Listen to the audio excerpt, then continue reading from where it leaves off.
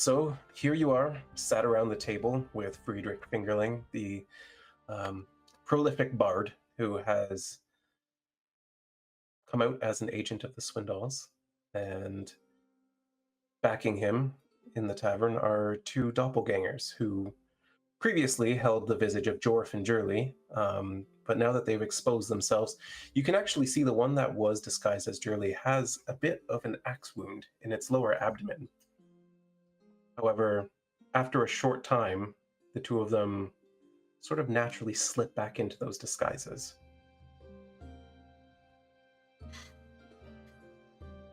Friedrich kind of looks around at each of you individually. So, what's it gonna be? Well, I don't have anything that you want.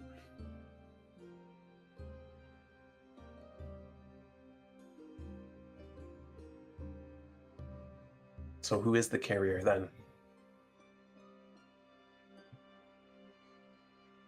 I still don't know what you're talking about. Okay.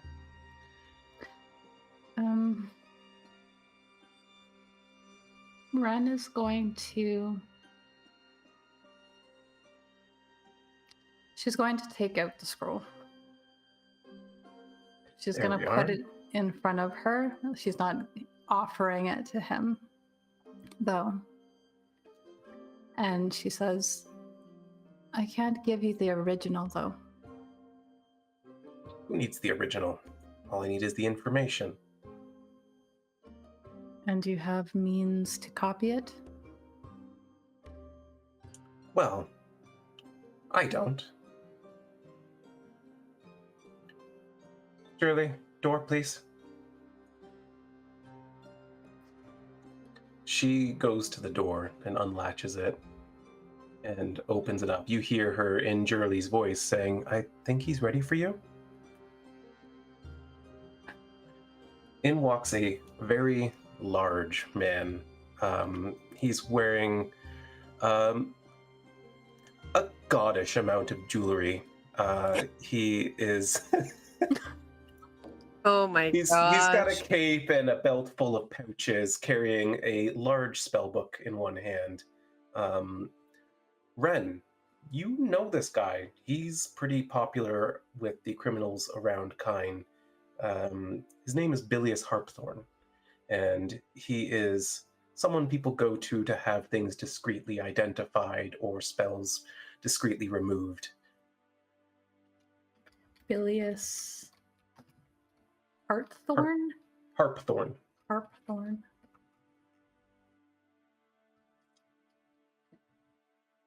His real name is William, but everyone calls him Bilious.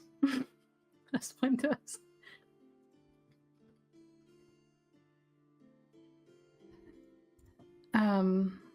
She's all right. Yeah, she trusts that that they've got this covered. She's going to. She kind of tightens her hands though around the scroll. You said 400 gold. Is that correct?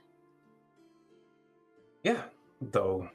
How about we make that 300 and you give me the name of someone?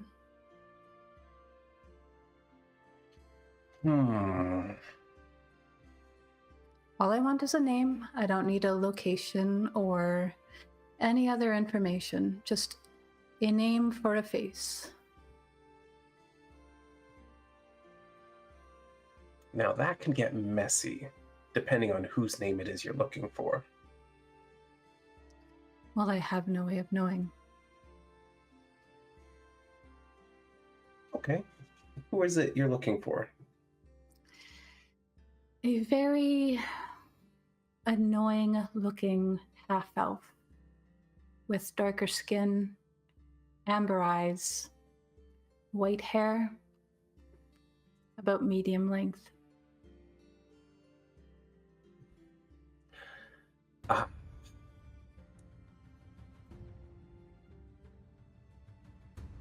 You see, we have a certain code in our organization. Of course, that code is negotiable if someone's a dick. Which most of us are, to be honest. Mm-hmm. But 100 gold is 100 gold. And you can trust that I'll be discreet about who I learned this name from. I don't really believe you, but I also don't care, because... Well, what's he gonna do to me? Alright. Out of curiosity, why?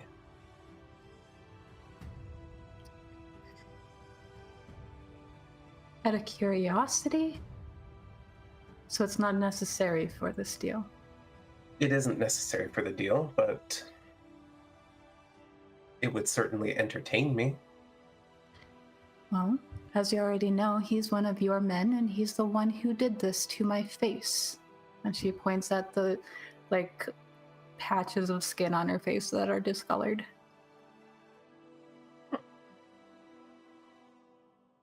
You must have pissed him off pretty good then. Well, he didn't suggest very nicely that I would be a good addition to your team the way you did. He has this problem with rejection. I don't get it. He seemed like a child. Yeah. He is sharp, though. That's why they keep him around. His name's Sereth. Sereth Veilheart. He's a captain within our organization, and he runs a sizable crew. If you're planning to do your shadowy deeds to him, you're going to have a lot of people to cut down in the way. Trust me, I know. He wasn't alone. All right. She's going to hand him the scroll now. Actually, she'll hand it to Bilius. Then she looks at the other members of the party and says,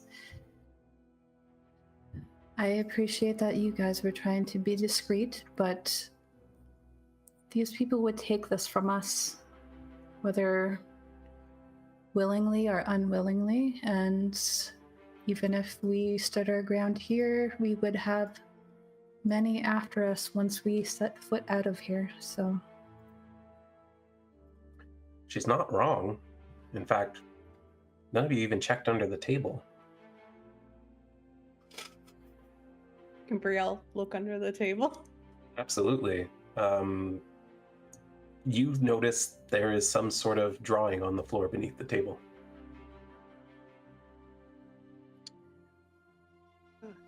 Scribbles? Like sigils, sort of thing? Well, if you're all looking, Brielle's really not familiar with this kind of writing. I'm not. It just looks like scribbles. But to the rest of you, yeah, this looks like incantations. It's a spell written into the floor. I'm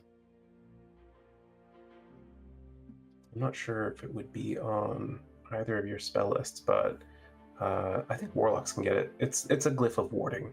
It's basically a spell that's stored until a trigger happens.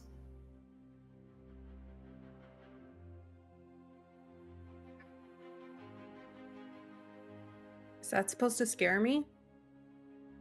No, it's supposed to incapacitate you. Oh. Takes a lot to do that. Well, if it didn't, then we'd just kill you while your friends were unable to do anything about it. But Mr. Fingerling, if we are done here... He's still copying. But do you have somewhere else to be? Well, not within 10 feet of you, it would make my day a lot better. That's fair, given the unpleasantness of this interaction. Yeah, it really is. Quite unpleasant. And the elves have a long memory. We'll see how this comes into play if any of your group needs medical attention in the future. That is Be ashamed unfortunate. to lose someone to go to who doesn't ask questions. It's true. Some of my own crew have actually gone to you for healing. Oh, I know. And, well, I'm grateful, but, this is priority number one, unfortunately. Like I said, I didn't want this to be unpleasant. I just have to do my job. Maybe get a different job. Maybe, but it's the only one that's going to make me rich around here. If you I don't think have so. the courtesy of centuries to amass my wealth. I have no interest in wealth. You perplex me, Rhowan. But despite how things went here, you four might find yourselves one day in a situation where you need a friend with power and influence and authority. All you gotta do is ask.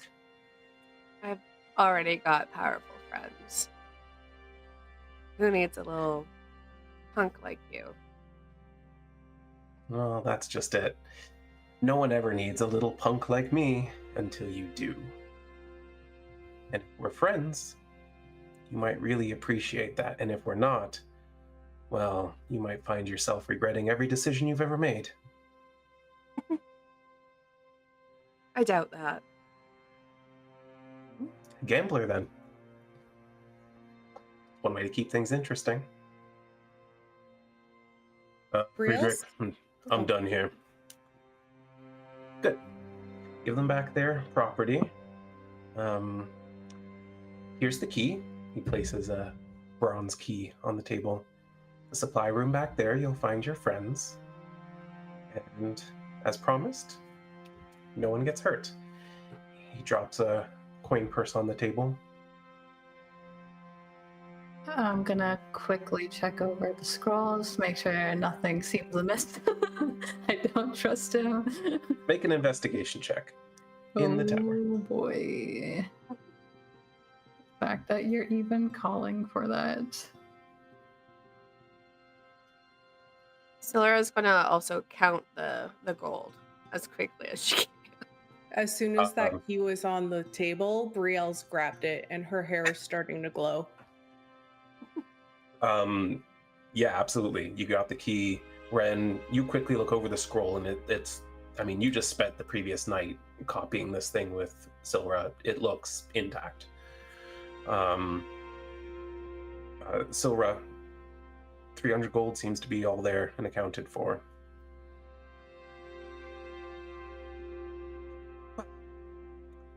Have yourselves a wonderful evening. I'm sure you'll find Mr. Drindle will be returning shortly. He's probably had the fires put out by now. Stands up and kind of slings his loot over his back, sticks his hands in his pockets, and walks towards the door very confidently.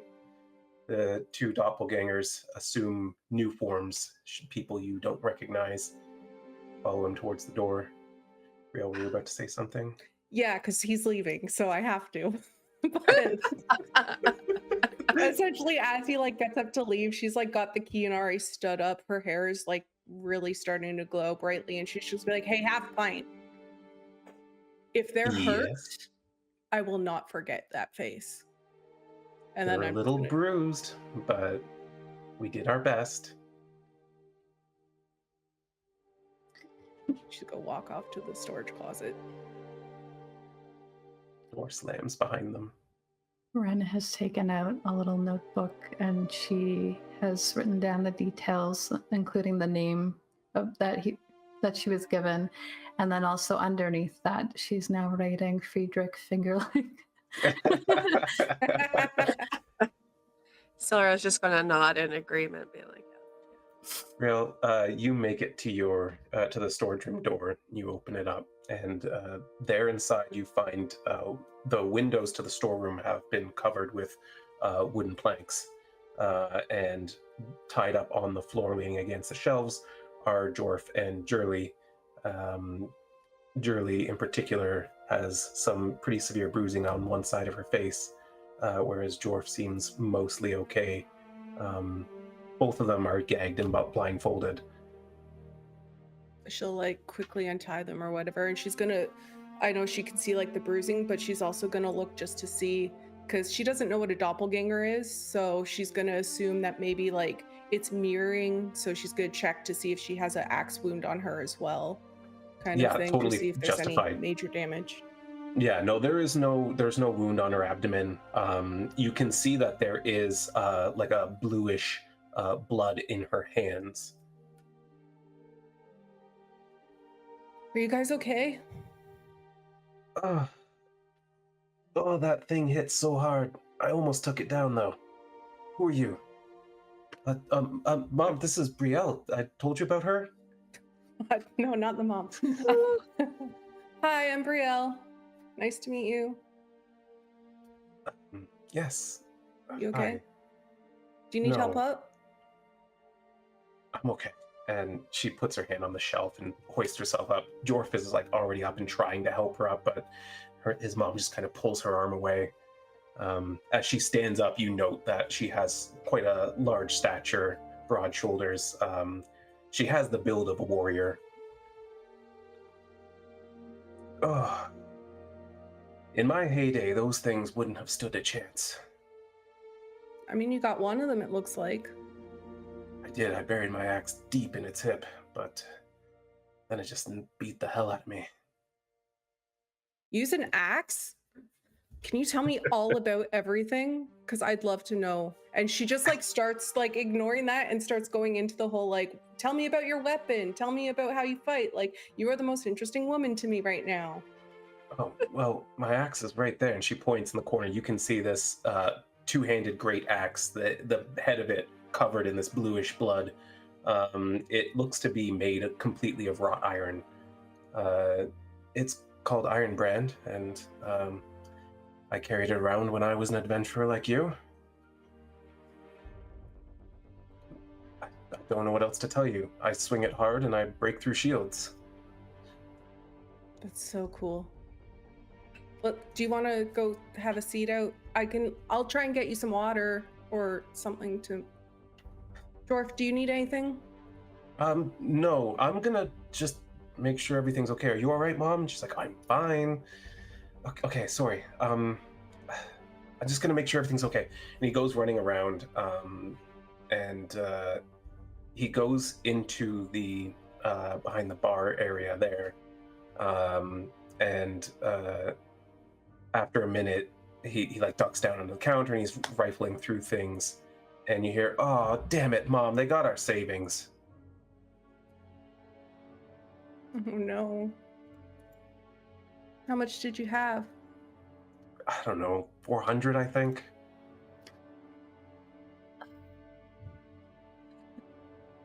Rail's gonna take... How much money do I have? I'm going to offer up 30 gold pieces and be like, it's all I have, but... I can't accept that. You've given us back our bar. We'll make it back. We'll make it back quickly, in fact. We're very popular. Maybe less so since that little prick won't be playing here anymore. He is a prick. I'm pretty sure they tried to pay us with your money. She looks at Sylra. There's only That 300 sounds about here, right. so they must have taken 100 still. So What were they paying you for? That's very complicated. And I'm sorry, but it seems that we've brought this trouble to your doorstep, so I would insist that you take whatever you need from us. Please? Are you displaying like the coin purse? Yep. Well, yeah, that would be it. Consider it payment for our lives. Really, we're doing just fine here. I know that I often got paid for doing the things that I had to do as an adventurer. It's only fitting. The savings were just to buy another tavern anyway, which I don't think Jorff is ready for. well, then if you ever need anything, just know that we can help. Just And ask you for are? Brielle. Oh, In the All way right, that then. Jorff always says it. Yeah. I always thought it was silly the way Jorff said that, but I don't know. I guess it's catching on.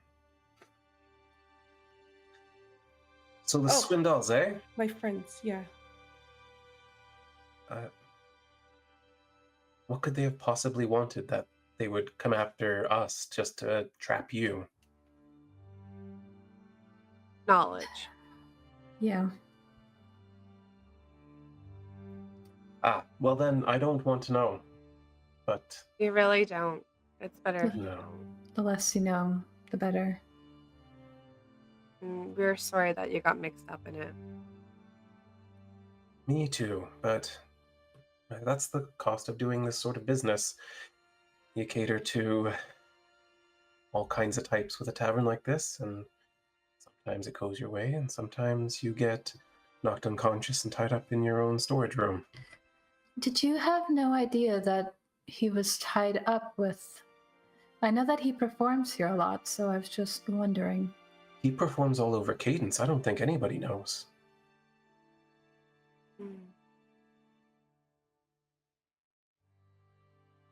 Oh, they do He did- now. So if you've got any other tavern keeper friends, maybe let's see about getting that little prick blacklisted, huh? Well, I can try, but here's the thing. All the baking I do, flour that comes in on a Swindall carriage. All the fruit we get in fresh from the north, Swindall carriage. All the meat we get in from the south, Swindall carriage. Well, that's going to change. All the ale we import, it's just... They're not a mere thieves guild. They're a very large business, and I'm a little bit concerned about ruffling their feathers the wrong way, considering that Brielle has been going around telling everybody about her family's forge back in Adigran, and they have a large foothold over there. And she can't be two places at once. You think they go after Mom and Dad? I think they would stoop that low. It sounds like you gave them what they want, so... At least for now, let's hope they're appeased.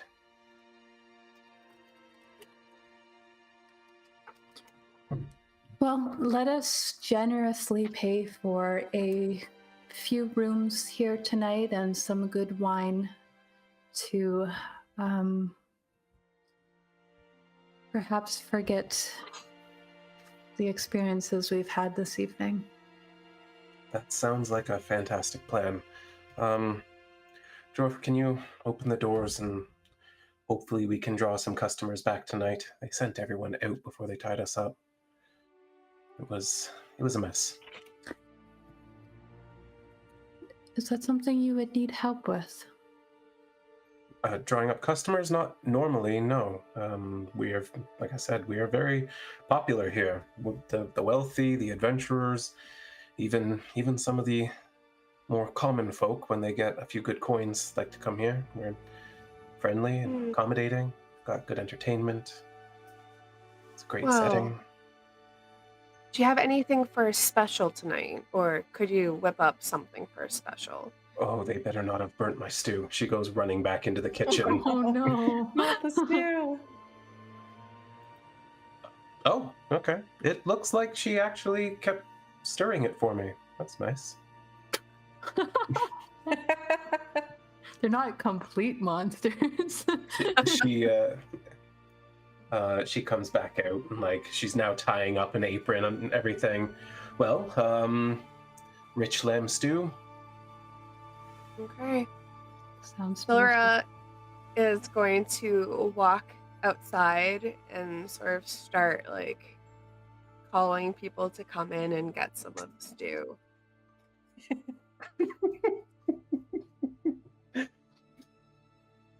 In her shadowy glory. People, actually, give me a check. What do you want to do? Performance or persuasion? Performance. Performance. Oh. Please be good. Yeah, at first, people are kind of like, what is this drow doing? But seeing that the tavern's open behind you, a couple of people go, oh, the deer's open again. And a few people who have been kind of loitering around the area start wandering over. You hear one kind of saying to another, I thought it was closed tonight. But people kind of filter in. You get a half dozen of people to come in and join a couple of tables.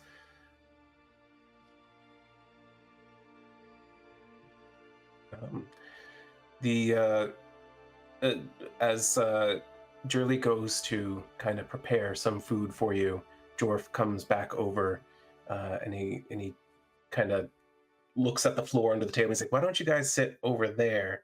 And he gets out a cloth and he starts like rubbing it, and it's not going away. I think you might need to bring someone in who can break spells to get rid of that. Oh, I They guess were very prepared. I guess we could send word to Bilius. Not him.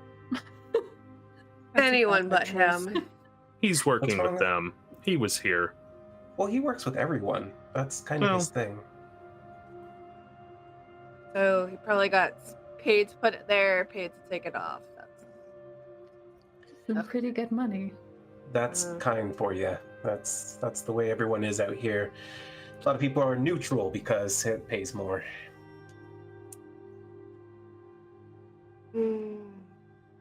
One of these days they're going to have to pick a side, and it's not going to be pleasant for anyone.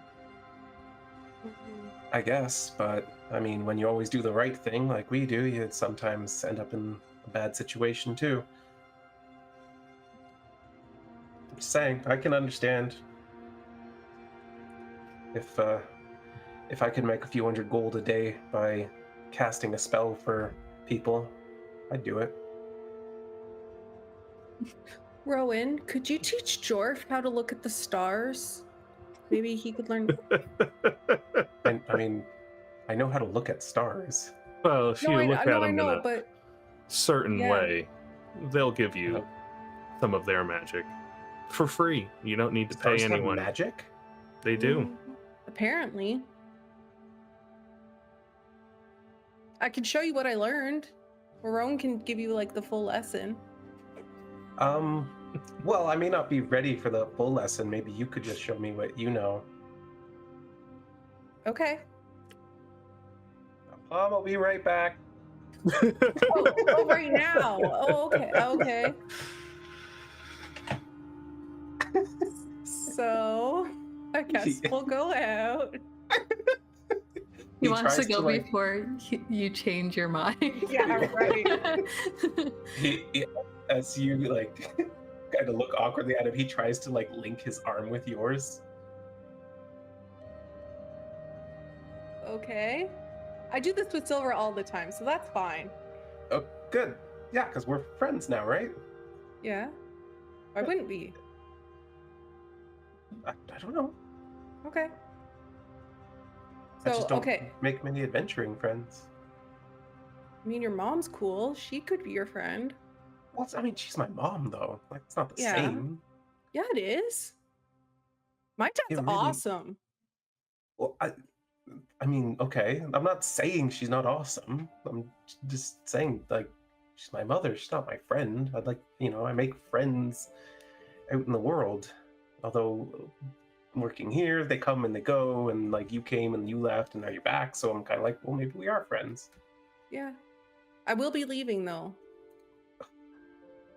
It's fine. Okay. So the first thing that Rhowan taught me is we have to go somewhere dark. So where's Oh. going to be the best spot to kind of like Oh, leave the city the- lights? Well, there's a park just over here. And he Okay. points to the north. Lead the way. Yeah, you walk, and like literally once you get just beyond the walls of the tavern, like across the street from there, is like a small park that there's like one little lantern that's lit near a bench, but other than that, it's pretty dark. Okay. So come sit by me, and she'll just like pat on the bench, and Okay, so if I remember correctly, and she's going to point at constellations that she's going to pray is the leg of the giant that Rowan taught her about. If you look at this long enough and you think really hard, then apparently you can make yourself huge. Oh, that would be awesome. Because, like, I work out all the time, but I just don't seem to put on any muscle. You'd think, like, carrying all those heavy trays and things that at least your arms would be strong. Well, I mean, I am strong. Yeah. I mean, people think I look kind of scrawny. But I think you're fine. I mean, I can do 60 push-ups. Whoa. Yeah. I can do 70. No big deal. That doesn't surprise me at all. You've got really nice arms.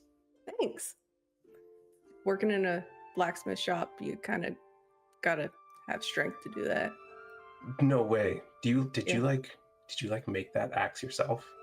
No, my dad made this one. Oh. Yeah. If you look closely, and she'll like flip it, like she'll take it out of her holster and like show like the emblem is like a phoenix carved on the bottom of it. And she's So like, "This is cool. actually my family's emblem." You'll see it one day. You'll see it on a sign. I guarantee. Do you mind if I just do something really quick? And he like Okay. he has like this little side pouch he's wearing, and he reaches into it and he pulls out like a thin sheet of paper and a charcoal, and he like places the paper over your emblem and does a rubbing of it on the paper. This is such a cool emblem. Isn't it? Yeah. So like the whole reason why they picked a phoenix is because like born from the ashes and the fire. But like I like to think it's because we're gonna start new here and we're gonna rise up and do way better here. That's at least what I hope. Your family's gonna move to Kind then to do their Yeah, I told blacksmithing? you that like I'm hoping. That's Be kind of why I'm awesome. here. I mean, I can help you find a good location for it. Are you serious? Yeah, I know the city like the back of my hand. Amazing. Can I ask you another huge favor? I know I feel bad that like your place got destroyed tonight and like place I is should be fine. asking for favor, but like can I? And then she's just gonna like stop and kind of look out like she's not paying attention, and then like refocus herself, and she's just gonna be like, if I was to send a letter to my parents, do you think I could give them your place to send letters back to until I'm done with whatever I need to do? Yeah, definitely. We receive mail every day because Kind is kind of a great city. A lot of accommodations, and I mean, I could store them for you until you get back. I won't open them or anything. That'd be amazing. Oh, thank you so much. And she's actually gonna like give him a hug. She's so excited. Yeah, you hear like the slightest like as he hugs her back. Oh, I'm sorry, did I hug you too tight? Like thinking that like, you know, when you hug someone and like the air escapes. No, it was great. You're a good hugger. Oh, thanks. If I'm able to learn from Rowan how to do cool stuff with the stars, I can eventually become a bear. Imagine what it would be like to get a bear hug, but like a real bear hug. I mean, that sounds a little intimidating, but sounds kind of cool too. Yeah, I think so. He said start squirrel first. Squirrel's a good start, and then we're gonna work our way up. Do you really think like I could learn to do cool magic things like that? I think you can do anything if you put your mind to it and you work hard enough.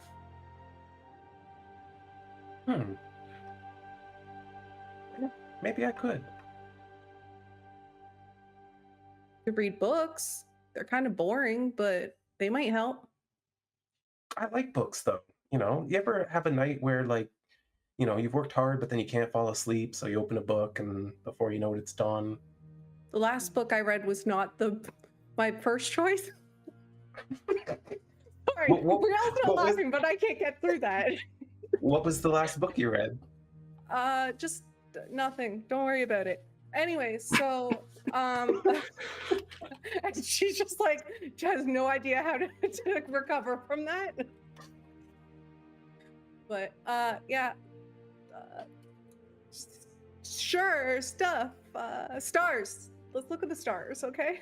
Yeah, let's look at the stars. All right, cut to back inside. Yep. What are you guys doing? I'm reading chat now.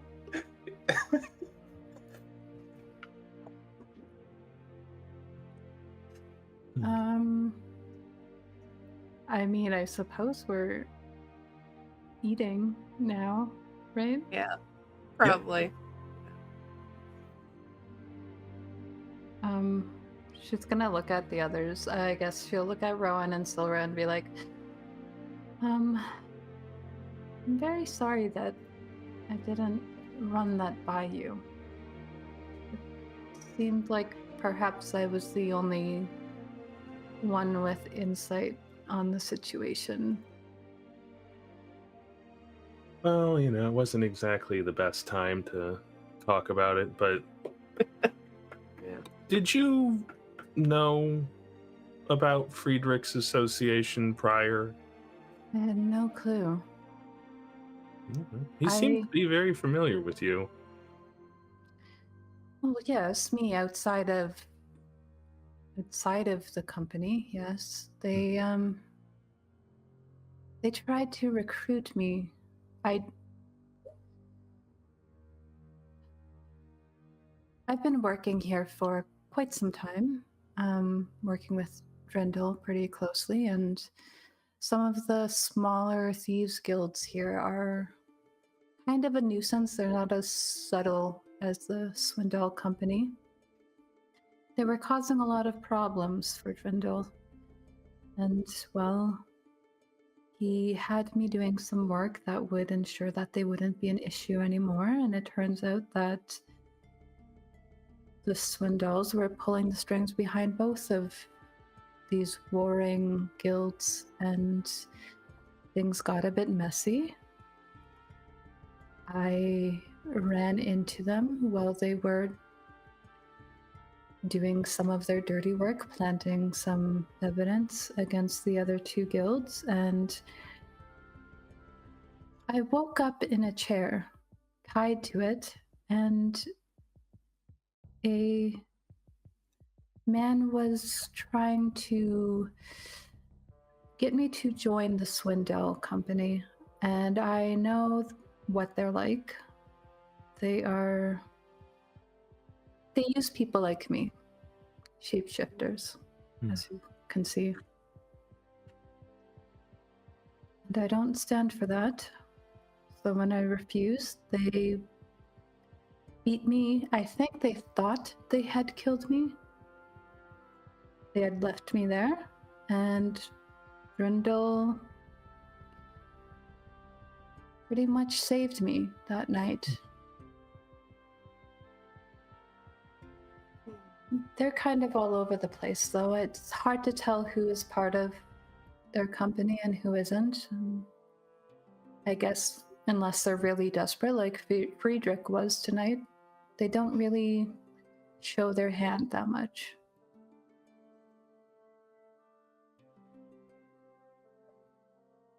So no, I didn't know that he was part of that, but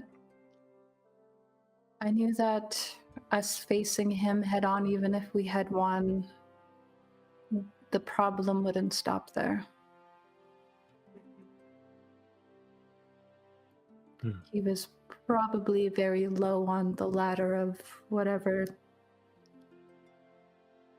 sort of system their operation runs under.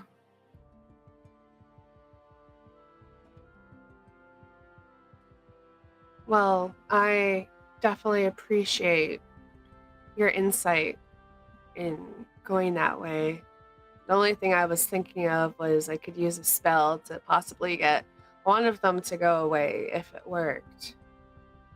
But then we would still have the doppelgangers and everyone coming after us. So this way, you know, they get what they want and we get safety. And at the end of the day, that's what we need. Not only Happily. that, but now you don't have to worry about... I feel like you opening the scroll back in the cave is not as big of an issue anymore. We can tell Well- Drindle that it was them that, they needed a copy, and so kind of explains itself. That is true. That is true. I still feel bad about that, though. You It didn't wasn't seem, you that was acting. exactly. It didn't seem like you had much of a say in the matter. Yeah, I wouldn't have been able to control myself if I could have.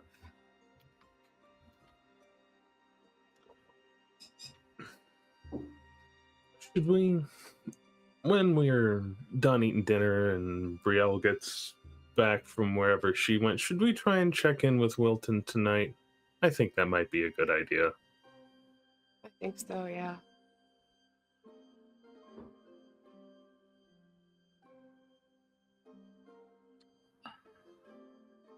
How far is Wilton's Manor, Shanks, from here? A 10-minute walk.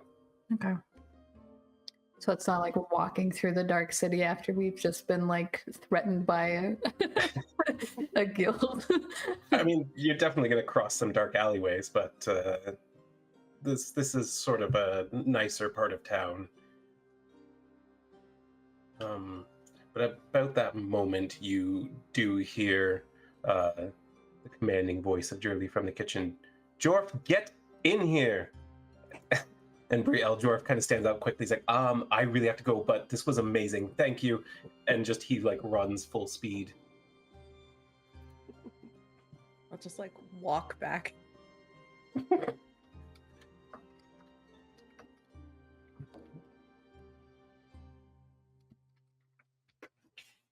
What's the plan, guys?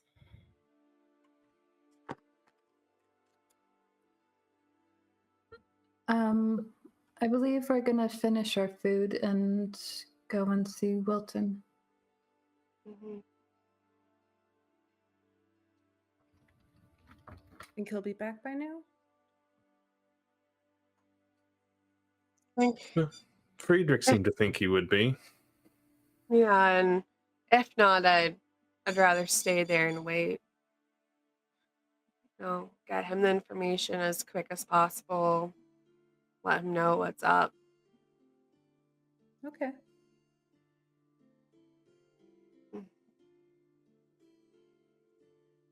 As you get into your dinners, Jorff kind of goes past your table once more with a tray full of drinks, and he just drops a couple of keys on the table, and he says, rooms 9 and 10 on the 3rd floor. They are our nicest ones, and then continues on to serve drinks to the other patrons. Mm.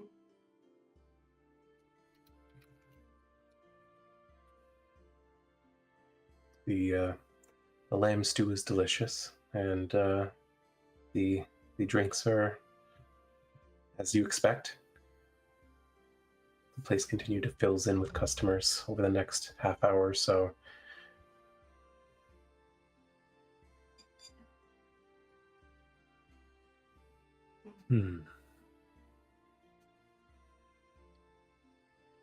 Well, shall we go see Wilton?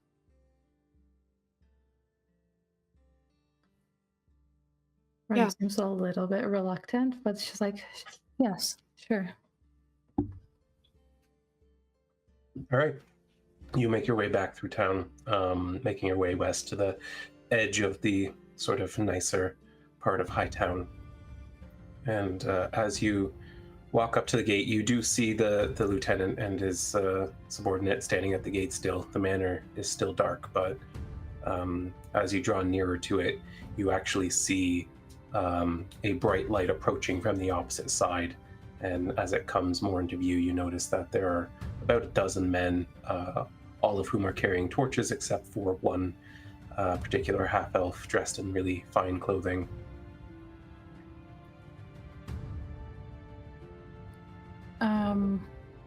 I don't know. Can we just like meet them where they're Yeah, at? Or- absolutely. Hello. Glad to see you're all alive. Tonight's been a mess. Come with me. And you can see that now that you're up close with the light on his face, he seems exhausted. You see bits of ash on the side of his face, and there's soot marks on his sleeves. Some of his men are very much covered in dark smudges. Most of their clothes and armor,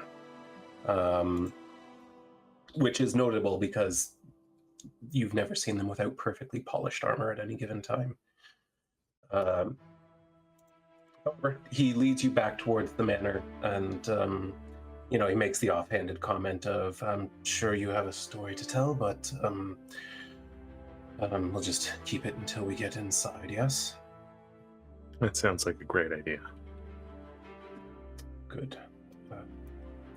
Open up, please. And the lieutenant opens up the gate, and as that happens, two men kind of very quickly rush ahead of him, opening up the door, lighting torches and lanterns. They seem to light up the house very quickly, and two more men kind of circle the perimeter very quickly, doing a sweep of the area. He continues on at a leisurely pace until you make it inside. He takes you to the same sort of long, banquet table that he seems to be using as an office right now, and lighting a candelabra on the table, he sits down and just sighs very heavily. "All right, take a seat. Let's hear it."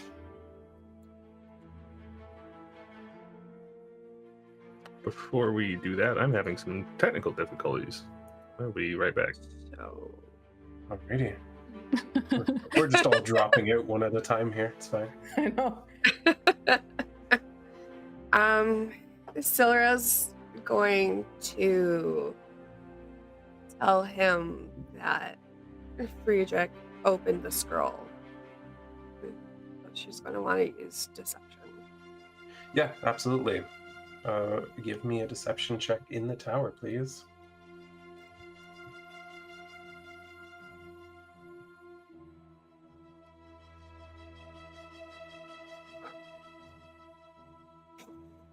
What aren't you telling me?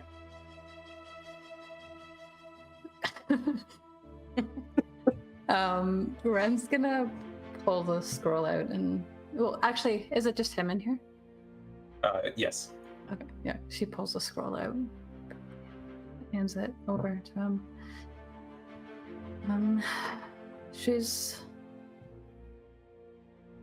not telling you that there was a big problem at the Deer Damsel tonight. And seems that Friedrich is tied up with the Swindall Company, and they wanted this information. They have it now. Well, as you know, 4 adventurers are no match for the entirety of the Swindall Company. Son of a bitch. Specifically, Bilius has it in his hands last time we saw it. Fucking oath. We tried our best. It was either they get it and we're alive, or we're dead and you don't get it at the end of the day. I understand, though I'm a little perturbed, and something's bothering me about this story. 1 second. He gets up and he walks to the end of the table. He sort of leaves the room by a foot or two, swings open his front door. "Lieutenant, are you tired of watching my gate? Good. Gather a force, hunt down Bilius and Friedrich immediately. I don't care if you have to kill them." Oh, damn. He walks back in, past the table, opens up a small cabinet, taking out a large bottle and 5 glasses, pours 5 drinks and slides them well, 4 of them, down the table a little bit. You'd have to get up and walk a few feet to get to them, but the gesture is clear.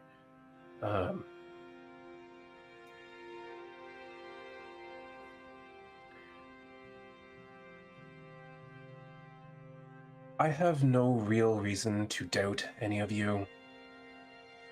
You've come through for me when I've called for you. But I can't help this damn feeling that you're hiding something from me. So if you don't mind, to appease my own paranoia, as you see, I've had a very difficult night. 2 of my warehouses have been burned to the ground. And it would have been 5 had we not stopped the fires in time.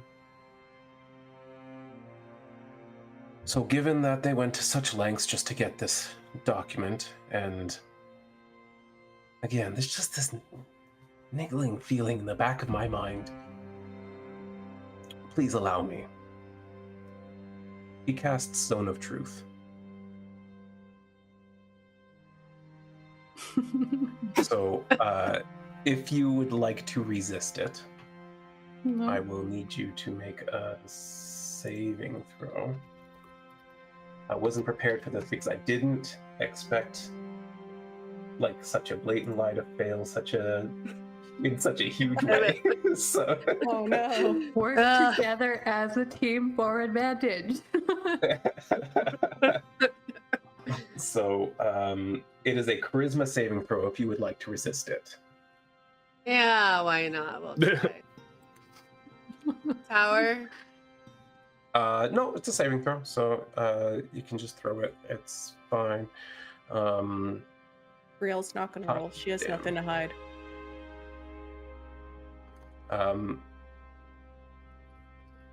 She won't resist it. So no one else is resisting then? No. Well then, Sylra, given that you were the only one to resist me and you're the one that I suspected was lying to me,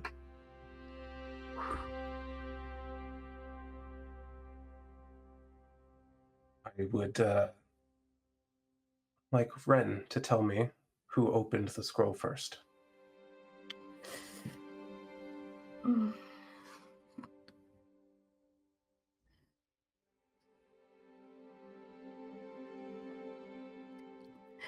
Does Wren know how this spell works? Like, am I compelled to speak the truth? You aren't compelled to speak, but you cannot knowingly tell a lie. You'd be incapable if you're under the effect of the spell. So I'm like, if I were to try to lie, it would come out as the truth, or it'd be like, no, I just don't say anything. You wouldn't be able to do it. Yeah. So she goes for a couple of options in her mind. Can Sylra use her awakened mind right now? Yeah, I don't see why not. Talk to Wren. She's going to mention the name of her pact dude, the Great One, to give her an option. The Whispering Darkness? Yes. Pack dude.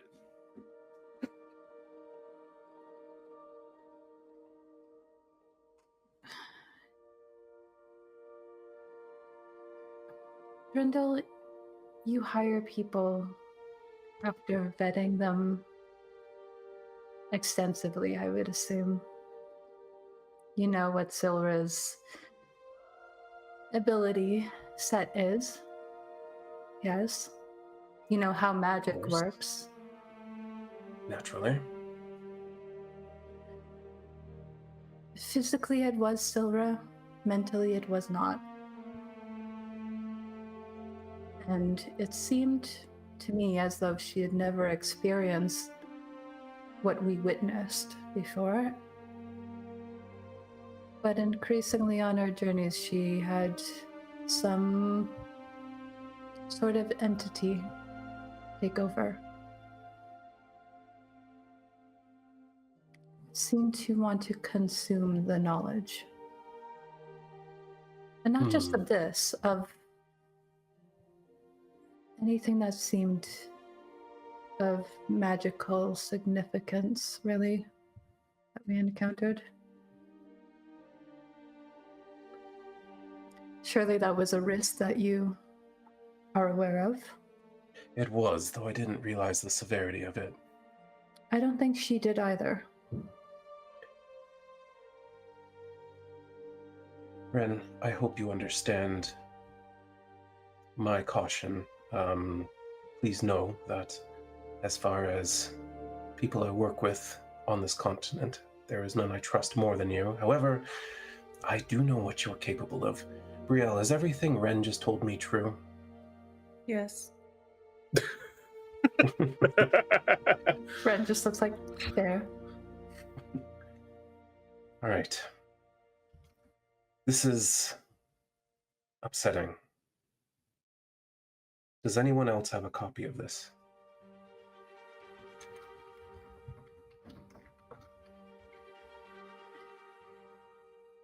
Sorry, As far as I'm aware. I do not. She says, not zoned of truth. Yeah.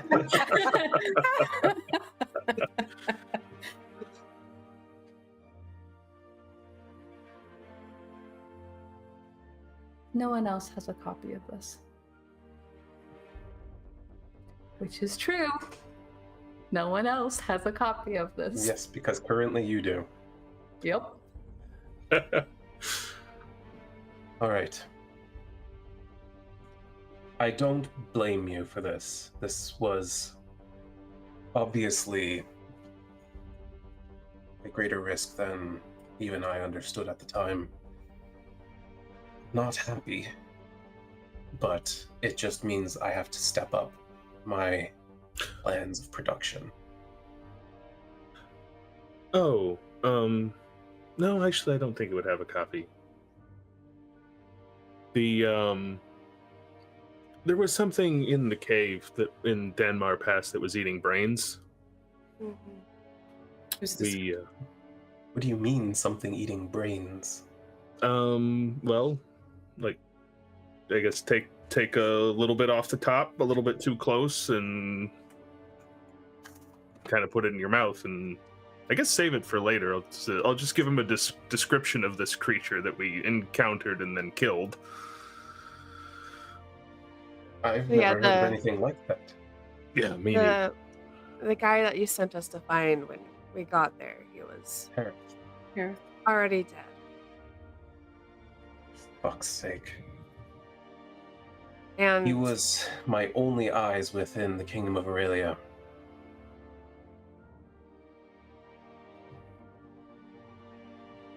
Whatever that thing was got to him before we did. So if he had seen inside of it, we don't know if this thing could copy memories or not. What became of this thing that ate his brain then? Well, we killed it, but we don't know what it can do. It looked like it was trying to construct some sort of magical circle of. We found its lair. There was some kind of runes Like a on the ground. Portal. Maybe a portal. I couldn't tell if it was, incoming or outgoing. I'm going to assume this has nothing to do with me. That's what I did. This knowledge is greatly desired within Cadence, but extra-dimensional beings, that's beyond my concern. I'll deal with that if it comes to my front door. And I do want to apologize. I did not have the thing under control.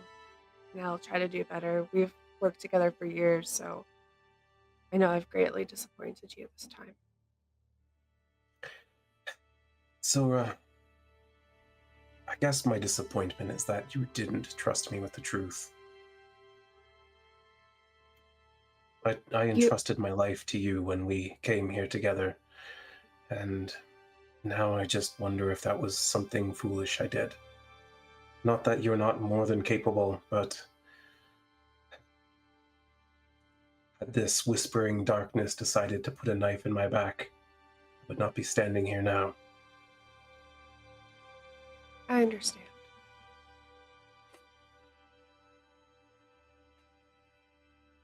But that doesn't mean that we can't go on working together, understanding our circumstances a little bit better. As I said, I'm not happy, but perhaps there's something you can do to make it up to me. Anything. Well, these plans, they're rather involved. Yes? Mhm. I suspect I'm going to need outside help. Wren, would you please? He holds out his hand, expecting the scroll. Oh, yeah, she hands it over. He unravels it on his table, and yes, yeah. Outside of the Kingdom of Aurelia, you would be hard-pressed to find half of these instruments. However, I have a contact in Vors Delta.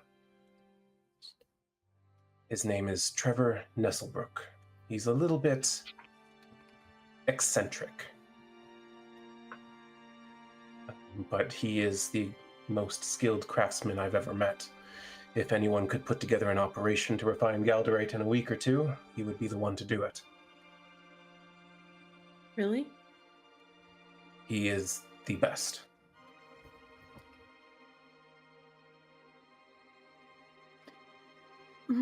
That is quite a long trek, and it seems we currently have a mark on our back. Yes, I know. I would not be asking if it weren't necessary. The problem is, he's impossible to reach by sending. I don't know how he's done that, but you cannot send to him, you cannot scry on him, you cannot teleport within his premises. Mm. But he is special. The other part of it is, he's not entirely fond of me. But he might be willing to listen to you. So he's a contact you can't contact, and he's not your friend. So should he just be like, I know a guy? Well, you know, business relationships are complicated sometimes. Simply put, he was at a time being funded by the Empire of Jakarta. His research was really the pinnacle of one of our academies. But there were some political movers and shakers who weren't entirely pleased with the direction he was going in, and so he was eventually made to be a little bit of an outcast, and my brother unfortunately had to warrant his exile. It was messy, but it wasn't my decision, and were it, I would have allowed him to continue on. I think he knows this, but he's been unwilling to meet with me. I've sent letters, and he's been unresponsive. Word is he is still in Vors Delta, but I can't find him. Did you know him to be a man with ambition? Oh, ambition is an infant compared to what he carries around. So perhaps he would be a little bit swayed by not just the Drindle family, but some other families in the Empire. I think he's pretty sore about the Empire. But the notion of advancing his work, perhaps, could coax him out of hiding.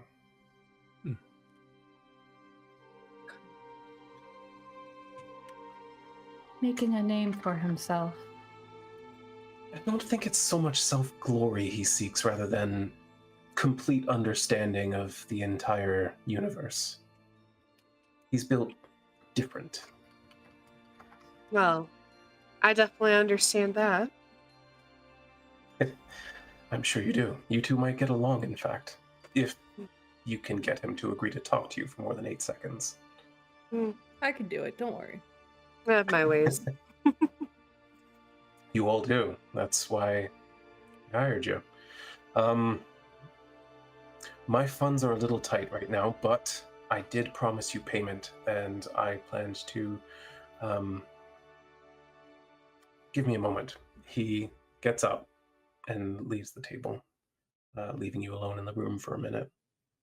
Did we tell him that the Fingerling dude was the reason why all his things were on fire? Should say to the people in the group. Interesting. Oh, we should make that explicit. I think he's going to be dead very soon. Yeah, probably, but you know, that'd be good for him to know.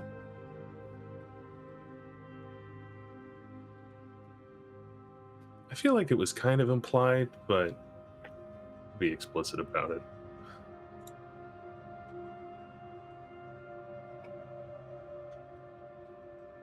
Well, a minute goes by, and I don't know if I shared the image of Wilton before, but I'll throw it back out there just in case. And he returns with a bag of, items. There's a, it's sort of a mishmash, and he just places it on the table. I'm very sorry for this. As you know, I'm very much the kind of person who likes to pay his debts up front. However, the free coin I have right now is largely earmarked for rebuilding at the moment. So I hope this will do. And he pulls out like a gold chalice that's encrusted with gems and slides it forward. And then a ring with a ruby placed in it. And then he pulls out an amulet that's got a very large emerald, places it on the table, and says, between these, you should be able to collect, I don't know, 500-600 gold. That should be enough, I would hope. But I have another proposition for you as well. On your return, I would like to test what this refined Galdorite can do by... I'm in. Well, I love your enthusiasm, Brielle, but I was hoping to make something that would be helpful to each of you. Not me personally, of course. I wouldn't even know which end of the hammer to swing. But That's why I'm in. well, you and Trevor may get along very well, also.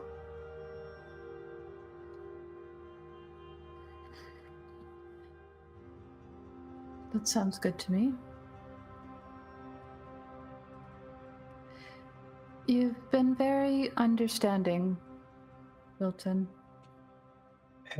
Well, in my line of work, you have to accept the consequences of choices you make.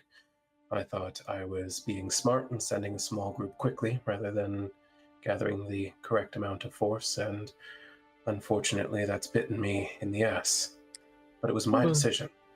If it makes you feel any better, I think you might have bigger problems than that if we weren't completely clear on that.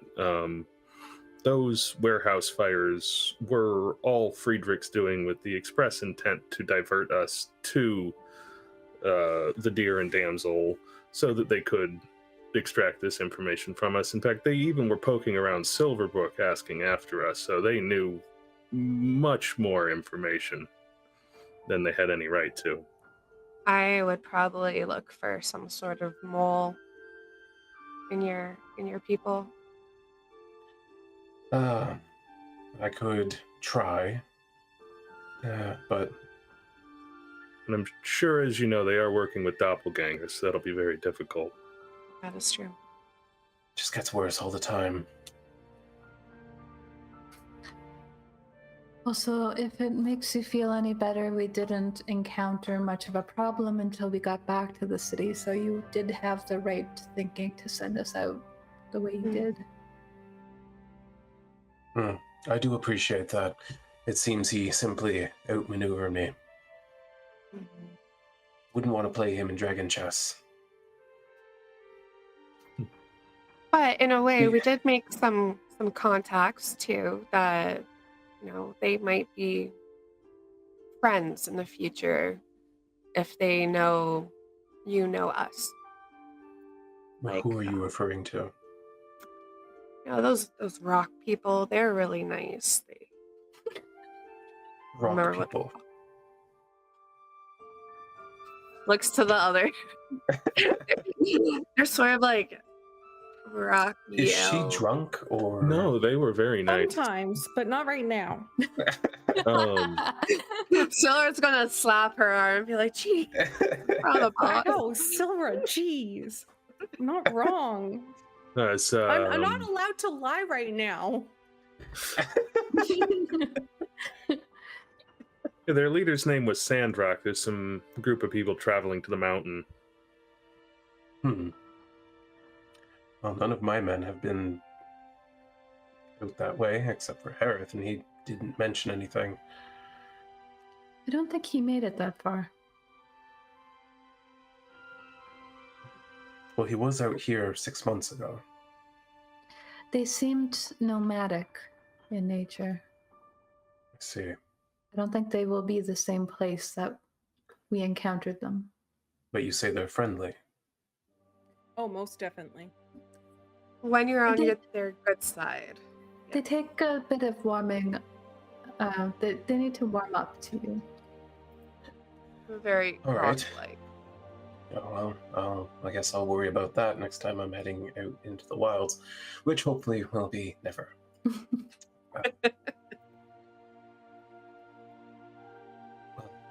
Thank you, all of you, for putting your lives at risk for my desires. I'm sorry that it didn't turn out as well as we had hoped. But that's the way the cookie crumbles, I suppose.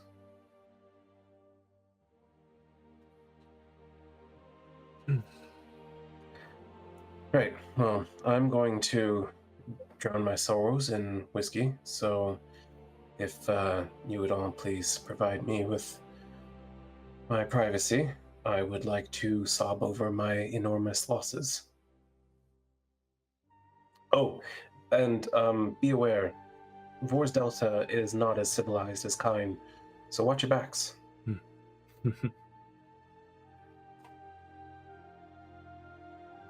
You need a hug? She's very good at them. Thank you, but no. But I made Good you night. smile.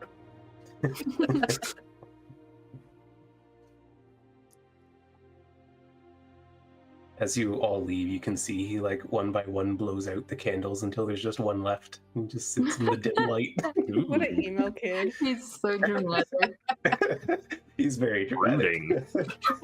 Sylra's she's gonna lean over to whoever's closest and just be like, "What's a cookie?" We have got to get you a cookie. What is it? It's delicious. You'll love it. It's like a pastry thing. Have you had a pastry? Yes. It's like that. But it's like crunchy, but then sometimes they're not crunchy. And then sometimes you put stuff in them. It's all true. Next birthday, we'll get you one. Okay. Or maybe sooner. You're 1 year away from a cookie. Yeah. Exactly 1 year from now, you'll have a cookie.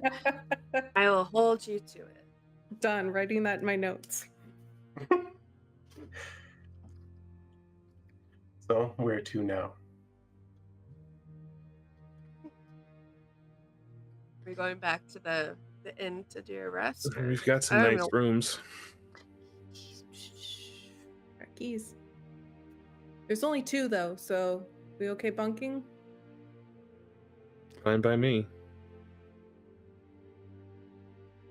Oh. Rowan, you want to bunk? Sure. I only Okay. need 4 hours anyway. How far is Garrick's house from here or the inn?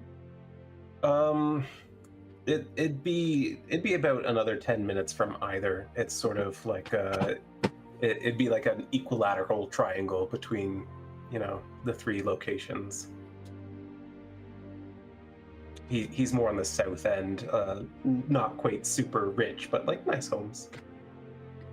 Okay, I think Wren's gonna leave that until the morning, but she's gonna go back and she's like, I don't mind bunking with someone, and I don't really take up much space, and I'm pretty quiet, so.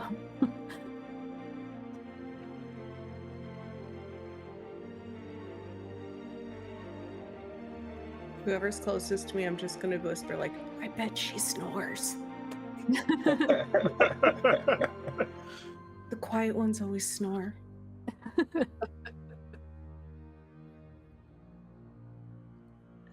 Yeah, Right. Well, I think we're heading down. you head back to the Deer Damsel. When you get there, you find it is pretty lively by now. People have been steadily flooding in. The tables are completely full, and instead of a bard on the stage, there's just 3 drunk patrons who are serenading everyone with a sea shanty. I'm not singing this one.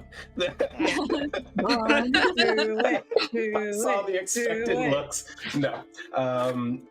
But it is, I will tell you, it is a shanty about the churn, which is an unexpected phenomenon that happens when you're out at sea.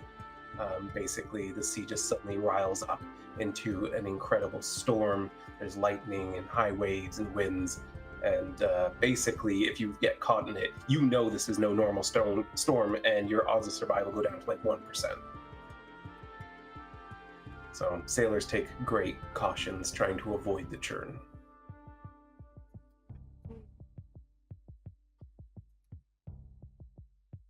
Sylra, you should go up and sing.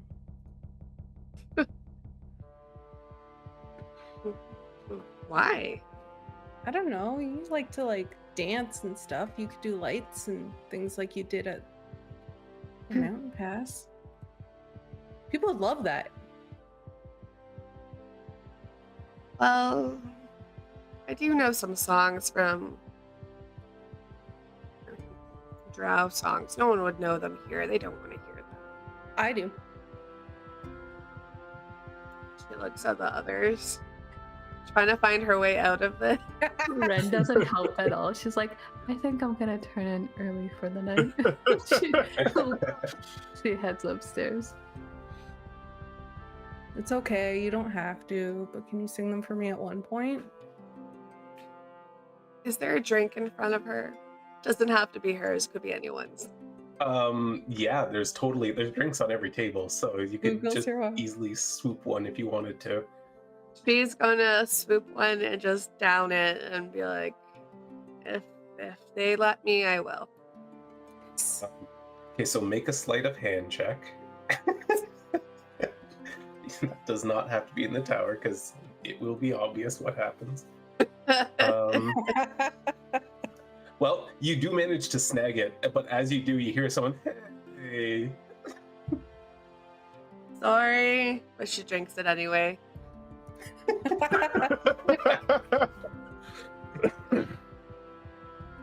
You see this dark elf just drank my ale. Come on, man. No one's Aw. stealing your ale from you. Oh no. We'll get you another one. That was almost a 19. I love this. Sylra makes her way towards the stage and begins to belt out a song. But as soon as she notices everyone's eyes go on her, her voice just kind of goes,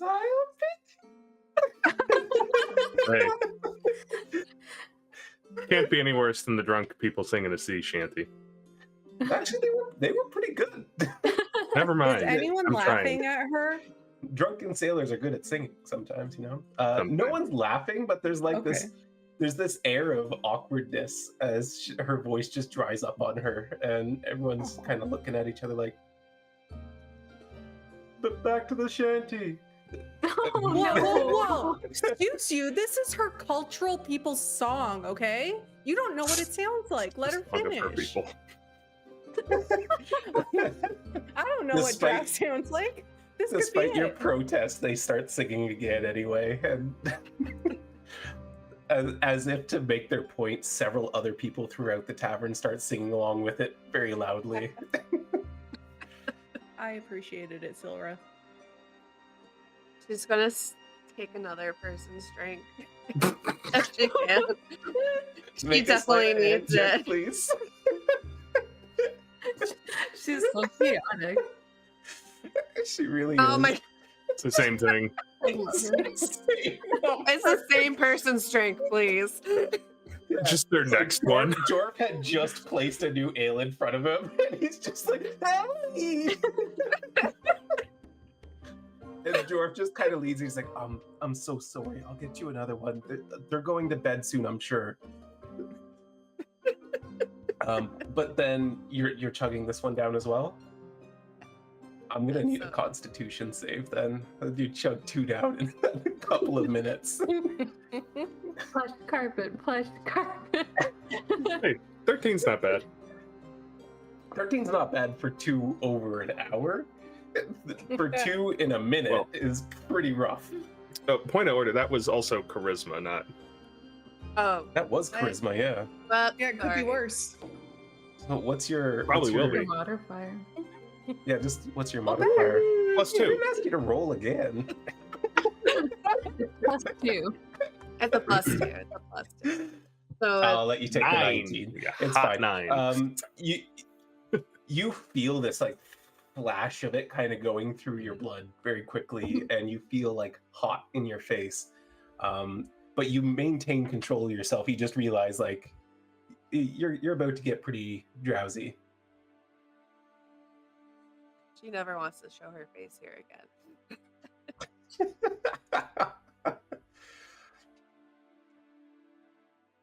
So, what next? Do you need to be walked up to your room? She's gonna sit down with you guys if you're still. I'll stay up for a while. What's Rowan doing?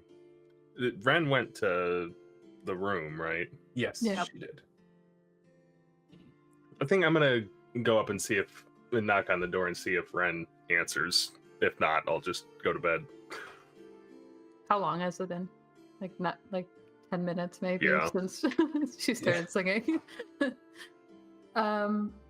Yeah, Wren is in her room and she's slipped her copy of the scroll underneath the pillow of the bed that she intends to sleep on, and she goes to the door and kind of like peeks up, and it opens it and peeks through at first and then opens it more. Oh, are you staying with me tonight?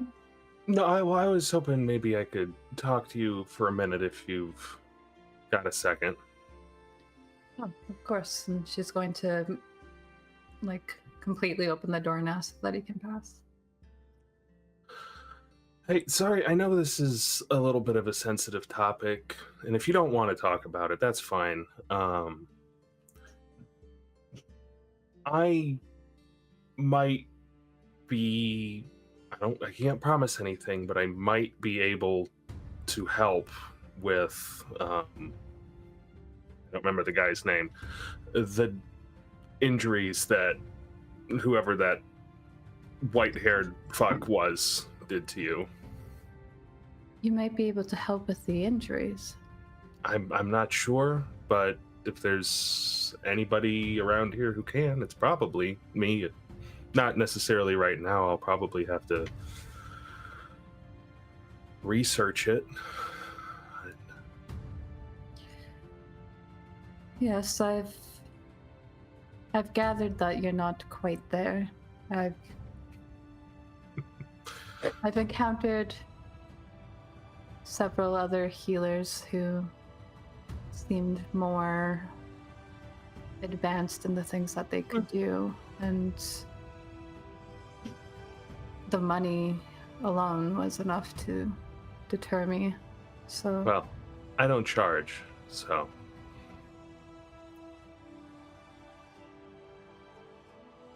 she probably for the first time that you've met her, seems like she actually genuinely smiles.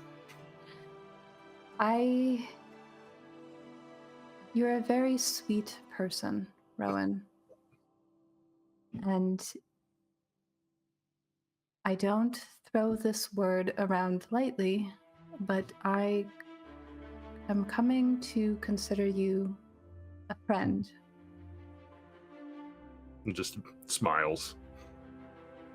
And if you would like to expend some of your efforts into learning how to help me, then I would be forever grateful. I couldn't think of a better use of my time.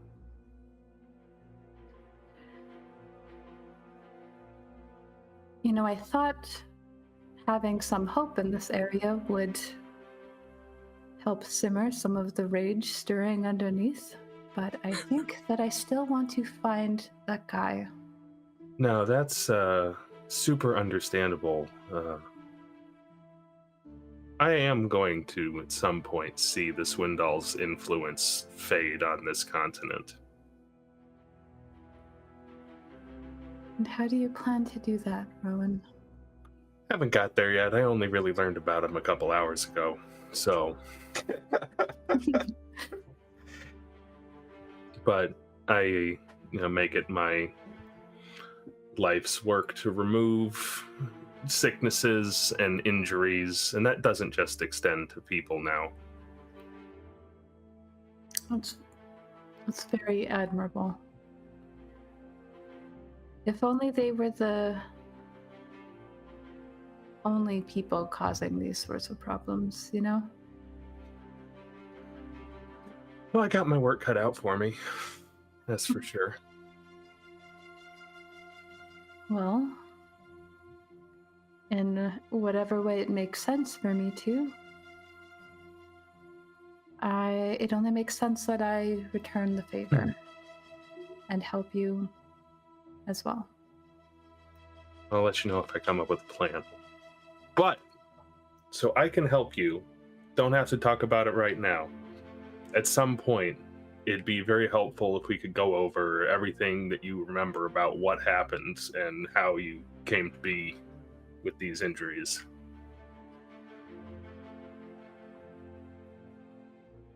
Maybe another time when I've had more rest. Of course. She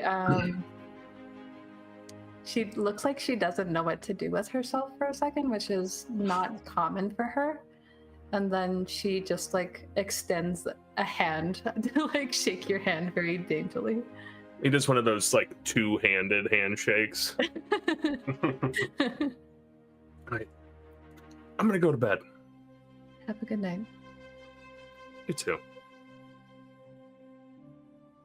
Downstairs at the tavern, Brielle and Sylra are sitting at a table. What are they up to? I'm just waiting until Sylra wants to go to bed. I'm just kind of keeping an eye on her because I could kind of feel bad that I forced her into that, and then now she's embarrassed.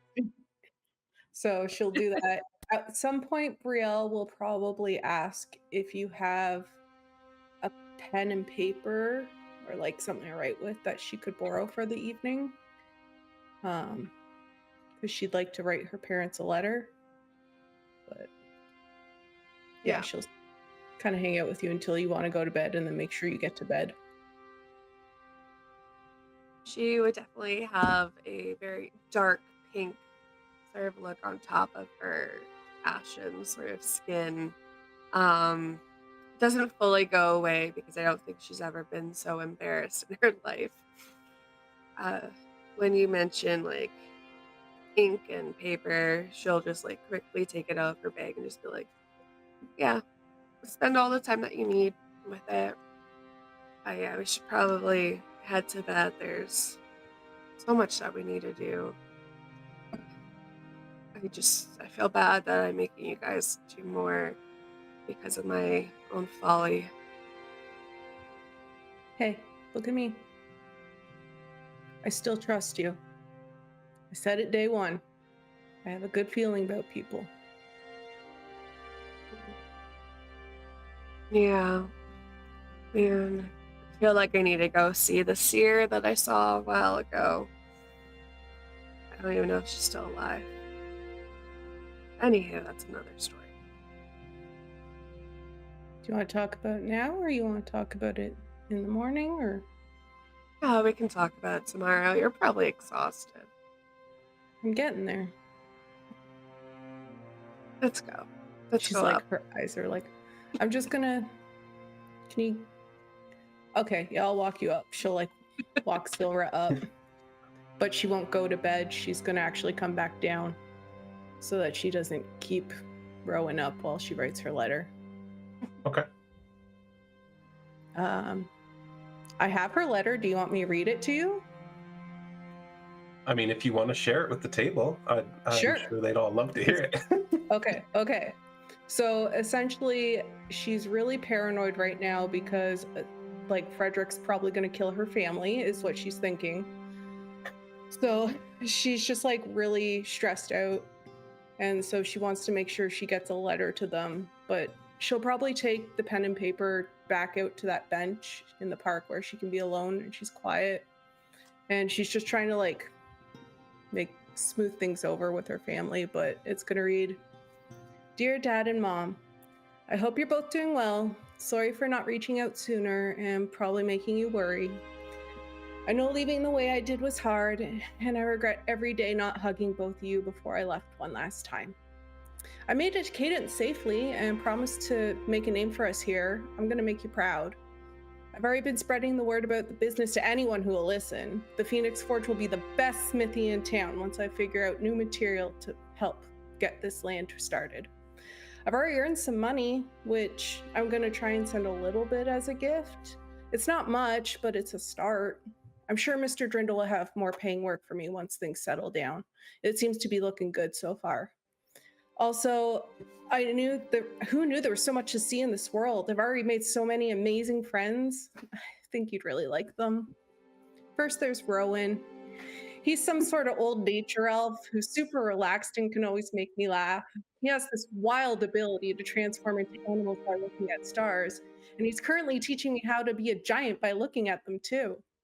She'll write, he's a really good person that saved my life when the Duragar attacked us. He even made one of their heads explode. And then she's gonna like second guess it because she's really trying her best to like not make her dad worry. So she's gonna scratch that part out and then just put he's great at helping people who are sick or hurt too, and everyone's grateful for him.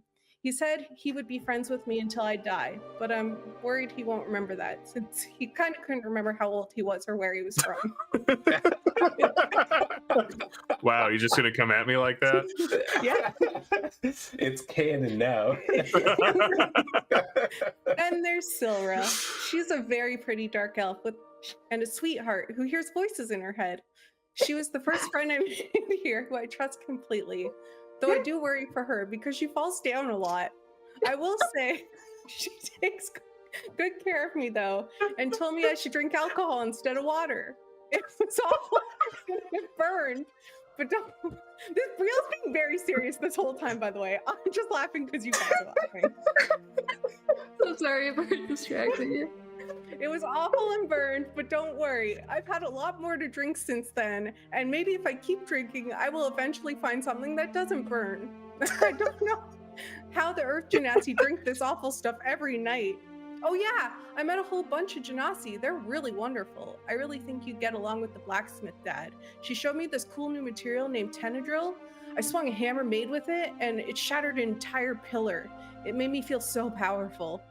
She also said she would teach me more about it sometime. They even found a large vein of it. Lastly, there's Wren.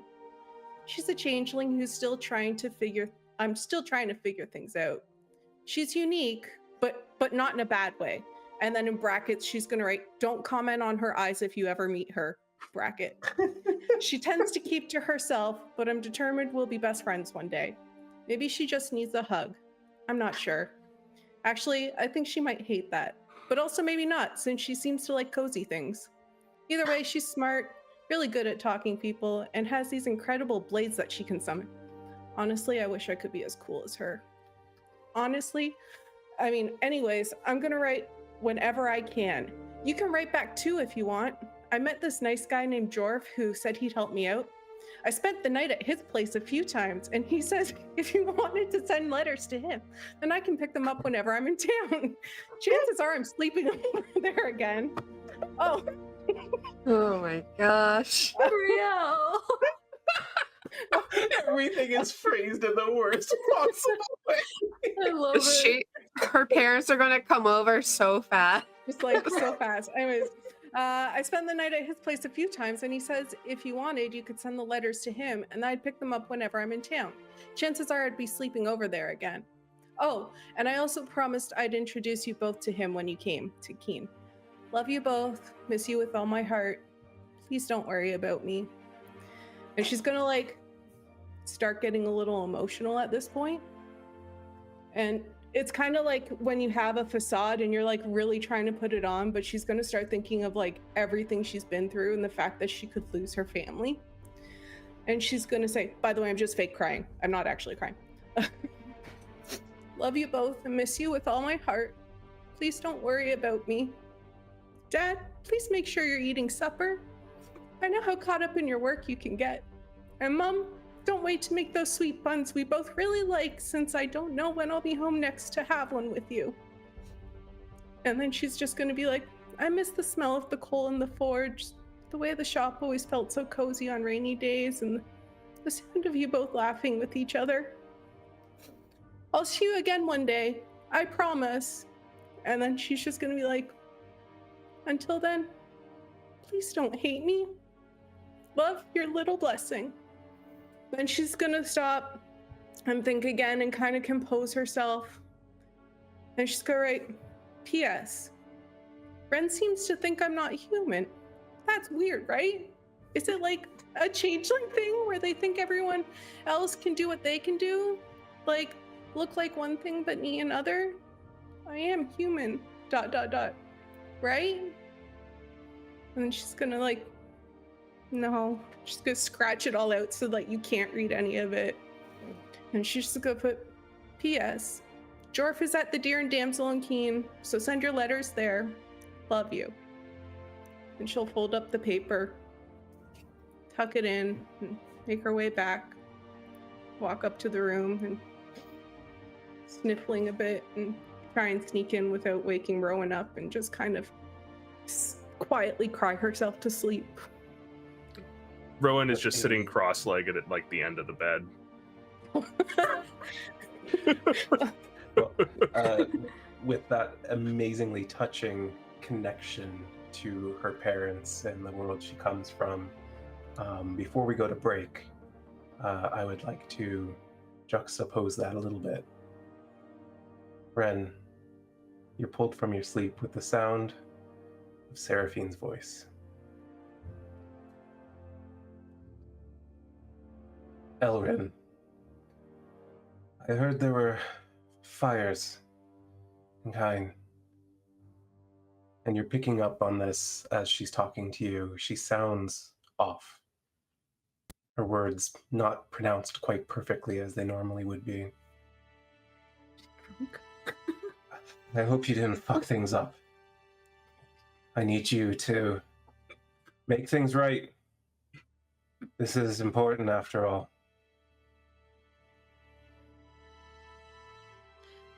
Her eyes flutter open. She sees, I assume Sylra is like trancing by now or something. Takes her a second to realize it's not Sylra talking to her just because of how different Seraphine's voice sounds. And she goes, I'm handling it the way I always do. The fires are being put out. And I'm doing him another favor. Don't worry.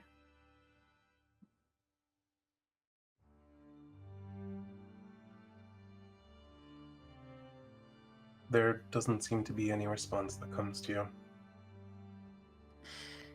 How is this like in the middle of the night? Yes, and in fact, you know that with the distance away, that it's probably 3 or 4 in the morning there. Okay. Wren is a bit annoyed And she just kind of, she looks over at Sylra, just trying to gauge if she's like awake or not, and then ends up just curling up in her bed, going back to sleep. I think she sleeps pretty lightly that night. She's like very aware of her surroundings at the moment, and the fact that she wants to get up early as well is just makes it difficult. All right. Well, you all get some rest, and we will take a little break, and we'll be back shortly with the next part. That was a really nice moment between Brielle and her letter, and it was perfectly timed because this message was coming in. So I was like, ooh. Like trade parents. There's nothing more jarring going from that to that, you know? Yeah. But we'll be right back in a few minutes. So thanks to everyone who's here with us. Get some refreshments, do what you got to do, and we'll be back soon. Welcome back, everyone. We are here again, awakening in the Deer Damsel in the city of Kyne. You've all gotten your long rest, and you wake as you need to. You do go about your days, getting yourselves ready, and as you head down into the tavern below, you find that once more, Jorff is essentially passed out on the bar stool in a puddle of his own drool. And this time, next to him is another young man who is he's lean but strong, elvish, with blue hair. By his garb alone, you would make him out to be a sailor. Did Brielle recognize him? Yeah, she Yeah. does. I'm gonna go running over to him. Is he awake? No, he is similarly like him and Jorff are like passed out face to face, leaned over the bar. Their puddles of drool mingling in the middle. Oh, Gross. Brielle's just gonna like run up between the two of them and like on both their backs be like, "Morning, boys!" Smack them both away. They both shoot up and then just go, oh. You guys really need to start sleeping in beds. Brielle? I was just hanging out with my boy Fen. He's in for the night. You know Fen? Wait, Brielle? Yeah. Hey, Fen. Jorff, you know Brielle? He's Oh, like, God, yeah, gotta that's get the girl myself a little triangle. I was telling you about. And I'm like, oh no. you didn't tell me it was Brielle. What the fuck, man? What were you saying about me?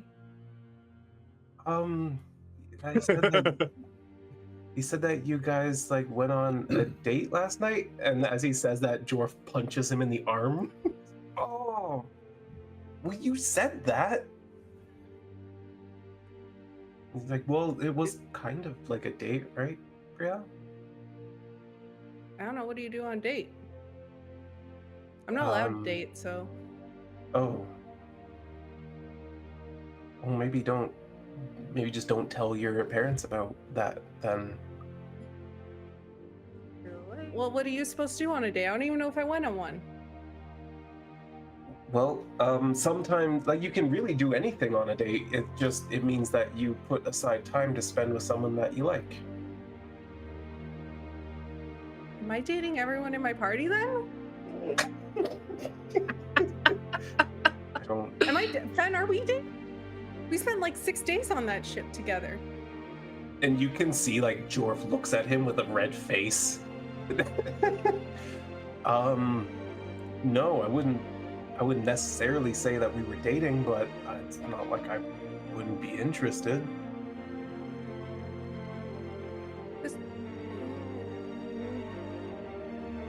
She's just gonna be like, here's my letter if you don't mind sending it. Oh, yeah, no, of course. Let's see. Brielle trusts me with her mail, so I'm gonna Oh my god, I'm gonna they're see having a this contest. right Oh away. my- And he gets up and like heads into a back room to sort out the mail situation. And Ben's just like, man, I wish I didn't have to spend so much time at sea. Still lugging everything around? Yeah, it's a lot harder without people like you on the ship. Maybe you should join the crew, actually. You didn't want my help, excuse me, thank you very much. I mean, I didn't at first, but then I found out how strong you are, and I was really impressed. I am pretty strong, aren't I? Yeah, it's incredible. You and me could load and unload a ship in an hour, no problem. I know. Do you want to come have breakfast with my friends and meet my friends? I could do that, yeah. Okay. Although he like opens his coin purse. I'm not sure I can afford to. You'll be fine. I got you. Really? Yeah. So, is this like a date then? No, I don't think so. Because I'm eating with my friends, and you said eating breakfast with my friends is not a date. Right. Okay, fair enough. Is this because of Jorff? What about Jorff? Never mind. Okay. I'm Where so are over you here. sitting? Over here.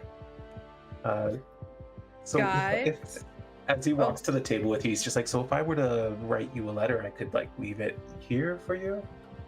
Yeah, that's where all my letters are gonna come from my parents. Jorff said he'd collect them for me if you want.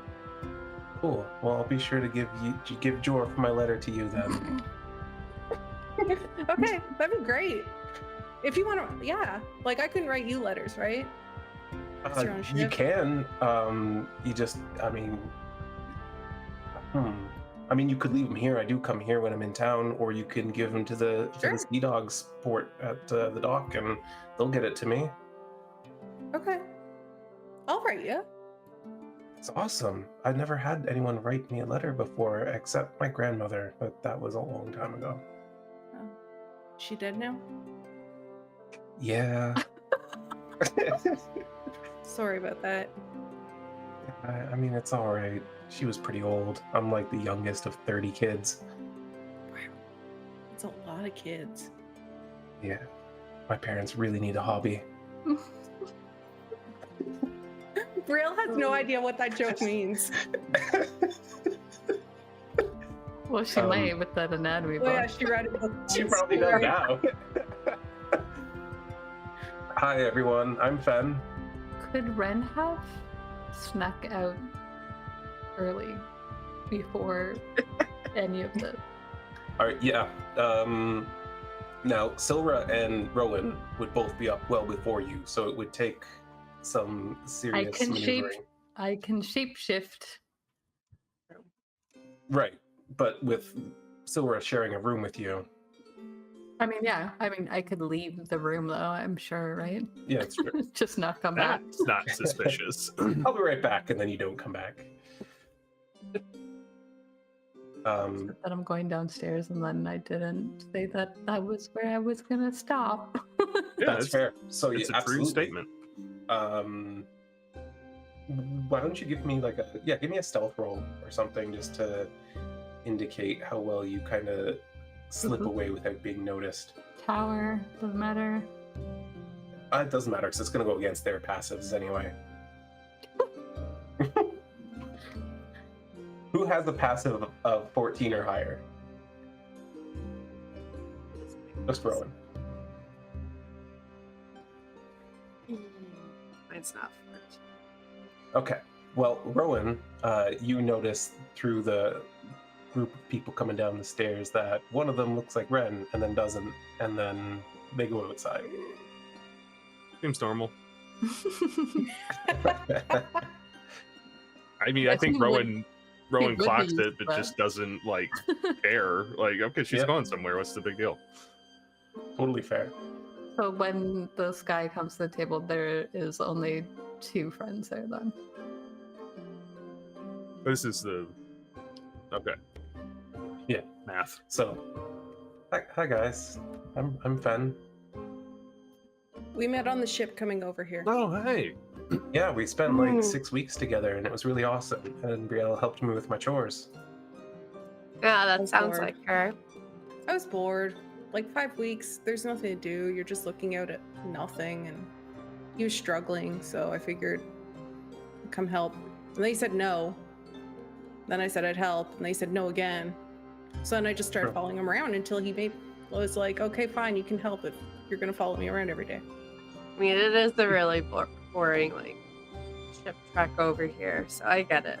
I don't know. I It didn't is mind boring mine. for sure, but you know, generally we don't want civilians touching the stuff because you know they could break it or they could drop it, or they could hurt themselves, and then we've got like a whole issue with, you know, the administration team, and then they're like they want to know all the details of what happened, and it's really, I Ethics, mean, yeah. yeah, it's really complicated. But Brielle kept insisting, and when I finally gave her a crate to lift, I thought I was giving her one that she wouldn't be able to lift, but then she did, and so Joke's on you. that joke is on me. Not every day that such an incredible woman comes into your life. I mean, that comes on the ship. I am pretty awesome. Yeah. So are you guys awesome too? What do you do? I make people stop hurting and turn into animals sometimes. It's kind of fun.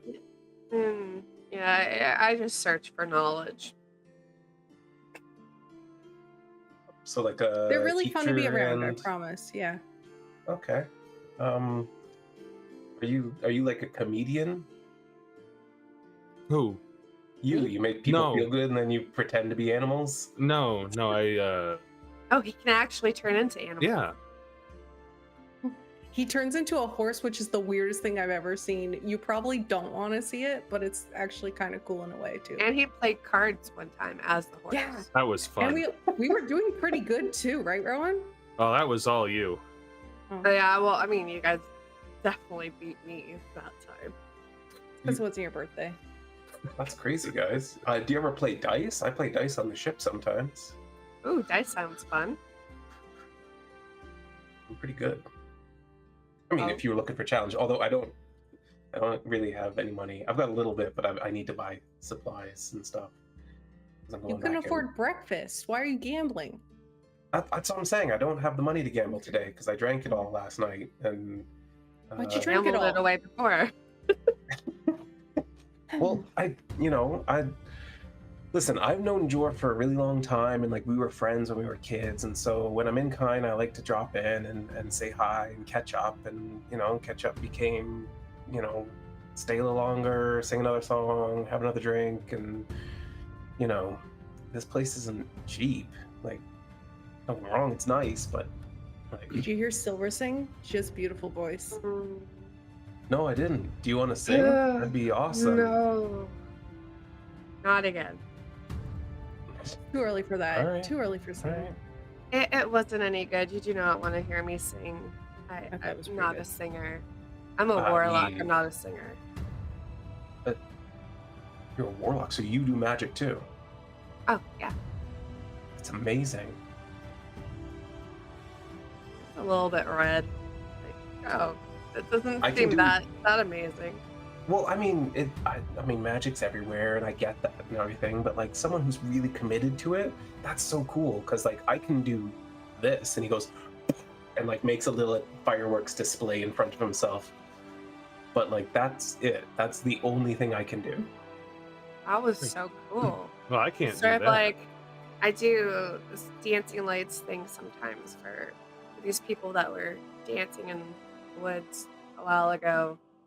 That was fun. But I'm no performer. That sounds like that sounds like what we do in the cemetery sometimes. We have a grave party when there's like flashing lights and like really fast-paced music.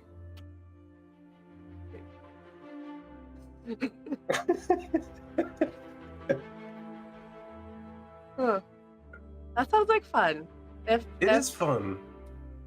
It's a little morbid, but like, you gotta I live mean, life. look and- at me, like I'm wearing like all black, like morbid's my style. So, if you're ever doing one somewhere around here, I'll come. Let me know.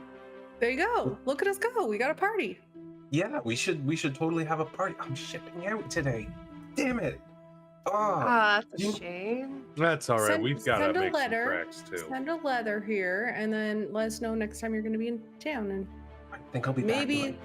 6 weeks, but I'm not sure because of the churn. You know, they change our routes all the time. Yeah, well, we're about to go out too. Have another adventure to go on. No way. Where are you guys going? Where are we going? We're going up north. Yeah. North? North, Yeah, eh? we just. Oh, so like Vors Delta? Oh yeah. Oh yes, yeah. Oh man, my ship stopped there once, like, I don't know, 8 months ago. It was so cold. Literally. Like, just unbelievably cold. I spat onto the dock. It was an ice cube before it landed. It does get chilly Oh. up there. You're saying we need to bring warm clothes. Got I it. would, if I had any idea. It was insane. We lit a fire right on the deck. Captain was not happy about that. But we were I can freezing. imagine. Yeah, it's dangerous. You can't just light fires on ships, but we were gonna Oh, shit. die, man. Mhm. We did stuff to protect it, but Mm. anyway, can I just help myself? You said you were... Yeah, Oh, yeah, yeah, it's fine. It's absolutely. fine. Here, you want some bacon? And she'll like pass over some of her food. Oh, that's so good. Oh, I just You need a bacon? yeah, and I need the fats to like soak up all the drinks. Oh god. Mhm. It was sunrise Yeah. before we stopped. Oh, that sounds like a rough but fun night. Yeah, I've got a couple hours to like adjust, but then I gotta get back on the ship, and then it just goes like this and then like that. And You'll probably It's- barf. it's gonna be one of those days. Yeah. I'm gonna have to carry around a pill on my belt or something. I don't know. You'll feel better once it's out. It's fine. I've had lots of nights like that. It's true. She's made me have lots of nights like that too now. No way. You- So, Yeah, I drink now. so you're like a party girl now. Am I a party I'm girl? gonna turn Sylra? to Rhowan and be like, she acts like I am like an alcoholic or something. Well, you got to look at it from her point of view. If you've gone from never having drank to having drank, what, 3 times now at the behest of the same person. I'm not saying I agree with her. I can just see where she's coming from. You have Oh a my point. God. Are you're definitely a party girl, but you're always ready for a party and you don't need anyone going along with it. You just start. So I am the party. Yes. Excellent. Exactly that.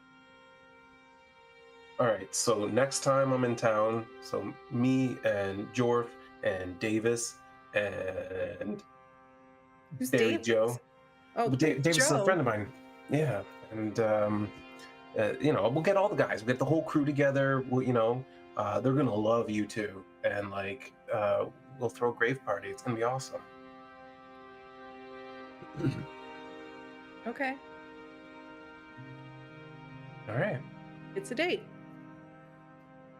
Yes, it is. She has no idea what she said.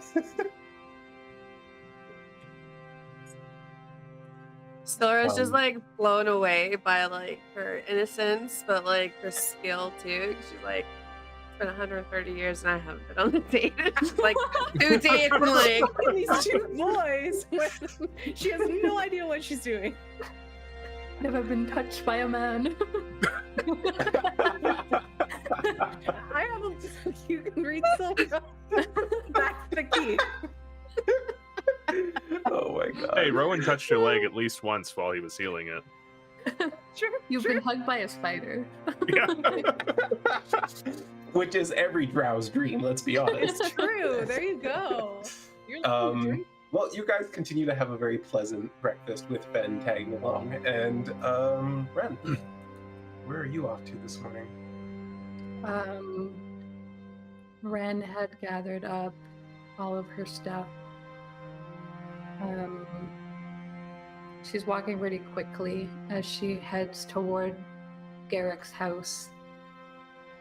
She figures he's probably not even awake yet. She's never been to his house during the daytime, I don't think. So this feels a little weird to her. She's, yeah, I think she was in the form of someone who looked a little bit like Jorff, but like kind of like a knockoff version. And then as she stands outside his door, she's about to knock and then realizes she's in a different form, and she drops that and then kind of like fusses a little bit with her hair and knocks on the door, waits a moment. So you're standing outside this large oak door, and he's got like one of those like traditional knockers on it. As you knock at the door, only a few seconds go by, and a sizable man, you've seen him before, short, like crew cut bald or blonde hair, and like piercing blue eyes. He's someone who kind of works for Garrick. Sees to some of his needs, helps him get around occasionally, that sort of thing. He kind of looks at you and goes, "Oh, he'll be happy you're here. He's at the dining room table. I'm on my way out." Oh, well, morning. Morning. And he just sees himself out and like ushers you in, and kind of you slide past each other. Yeah. She shuts the door behind her, quickly takes off her shoes.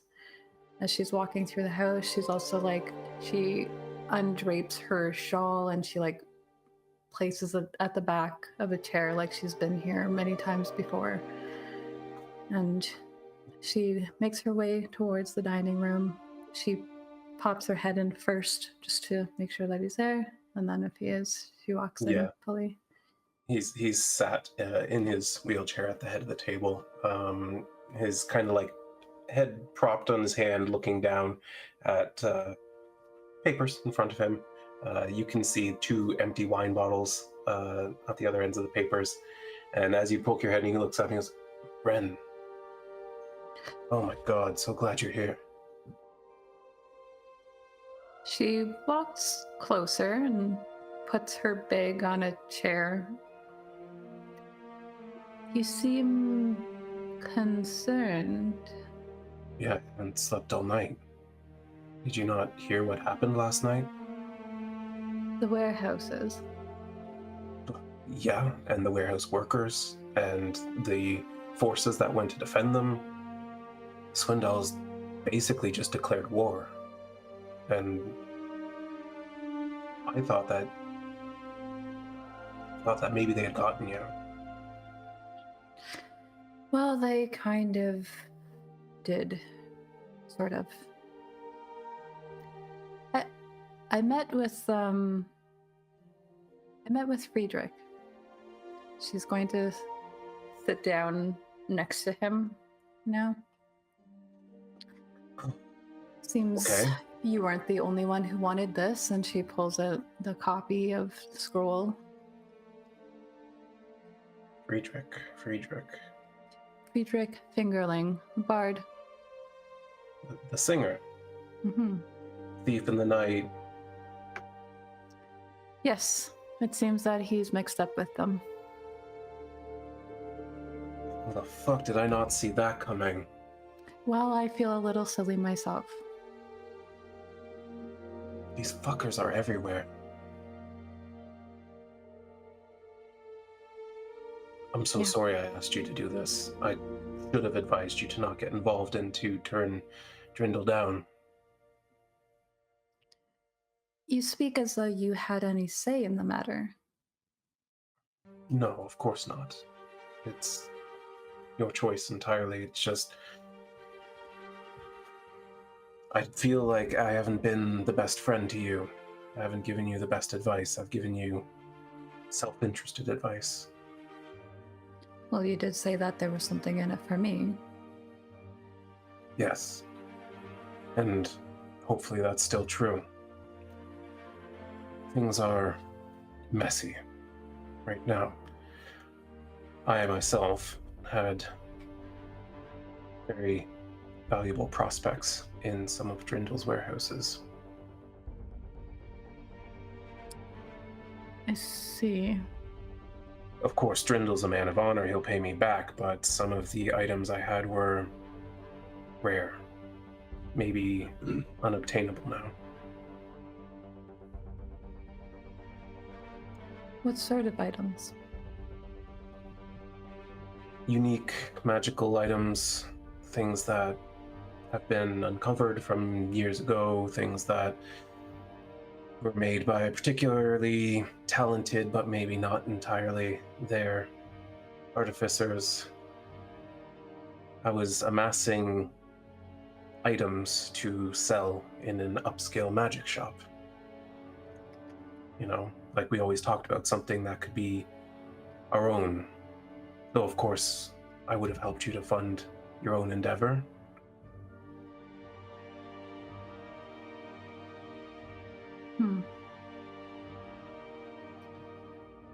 I see the problem. She's gonna push the copy even further towards him. It wasn't a complete loss for me. Like usual, you come through. You know, I'm starting to think you're a better thief than I ever was. Now you're just trying to flatter me. I wouldn't dare. You can read my mind. She kind of like feigns being offended. She goes, "You think I would do that without your permission, Garrick?" Come on. I know you like to catch your man vulnerable. Oh, you're my man. No. Huh. I've never been so lucky, but I'm sure any man you want would be. Well, fortunately for you, I don't have time to think about those sorts of things outside of all the running around that I do, and now I am. It seems I'm part of a group now. It's Those three miscreants you were with the other day. I think I'm the only miscreant there. Well, Sylra maybe. She and I seem to operate on a similar level. But it's odd. I think I can trust them. Well, I hope for your sake that's true. I ran with a crew not that long ago, and it was fun for a time, but I don't know. I suppose in my circle, self-interest always seems to win out. Yes, well, they did all come with their own goals. Perhaps, except for Rhowan, who I'm sure you are aware of. Rhowan's an interesting fellow. Really wish he could have fixed my legs for me, but... It seems that he's working on some higher level magic. Maybe someday. Maybe. He's not the only healer I've been to, though. I've accepted it at this point. I'm doing a different kind of work these days.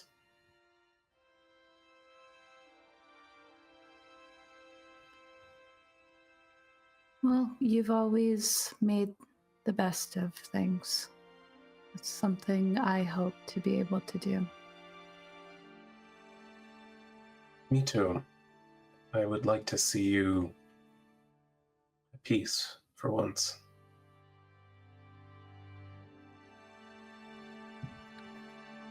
I wonder what that would be like, she says, and she's going to stand up very abruptly, and she's going to get another bottle of wine, and she pops the cork, pours him some, pours herself some, and has a liquid breakfast with him. All right. Well, everyone has their own version of breakfast, and after about an hour or so, you are managed to reconvene at the Deer Damsel. around the same time that Fen takes off to prepare himself for his long voyage. Give him a hug. Bye. Bye, Fen. He wraps his arms around Brielle and like holds on a second or two longer than she wants the hug to last. Have fun. Pat pat. Listen, I'll write you. Hey. Nice to meet you too. I'm not gonna write to you though. Don't worry about it. I don't get my mail here anyway. Do you remember where you get it to?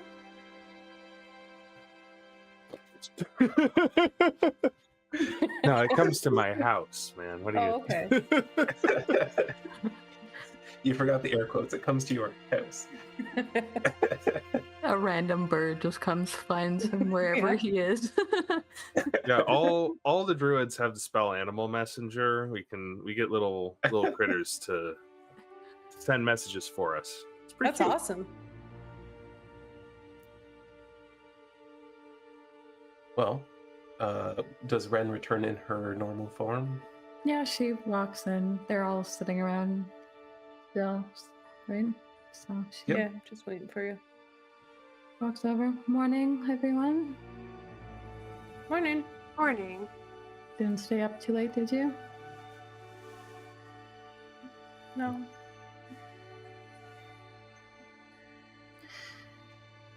Where are we supposed to head out today?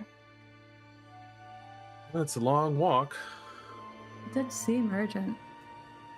We were told that it's cold there though, so we should make sure we get some warm clothes. Yeah, I'd definitely like to bundle up.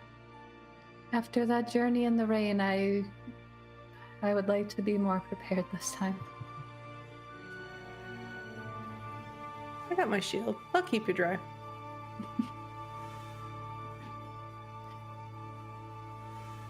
All right, well, head to the market then.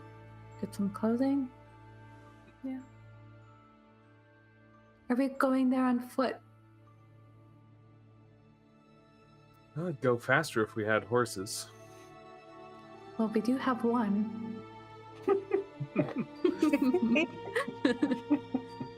Go even faster if we had horses that lasted all day. Mhm. Can people ride you, Rhowan? Oh yeah. Absolutely. Also, when he's a horse. I couldn't help myself. Yeah, you knew Fair. it was coming. That's cool. But yeah, I guess if he can only last so long, then Yeah, I can only keep that going for about 4 hours.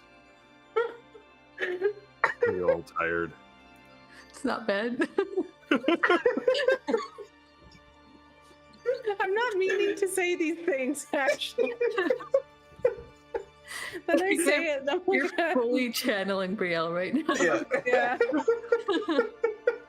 Rhowan is being very sincere in his he yeah. is not intending any sort of innuendo, regardless of his player's intent. I think Yeah. Wren looks over at Sylra and says, "Do you think they know how this sounds?" I don't believe they do, which makes it more funny. So we should get horses too? Might be a good idea. How would I know how long it would take on foot versus on horse? Well, that's a good question. 'Cause I have a map. Yeah, you do. Gosh, I'm trying to.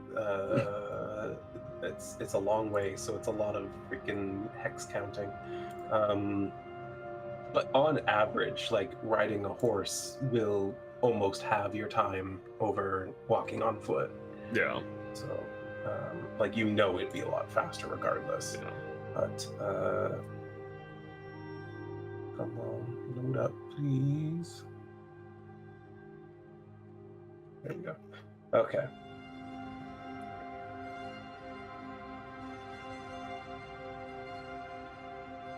Should probably sell those items that Drindle gave us while we're at it. Oh, that's a good idea.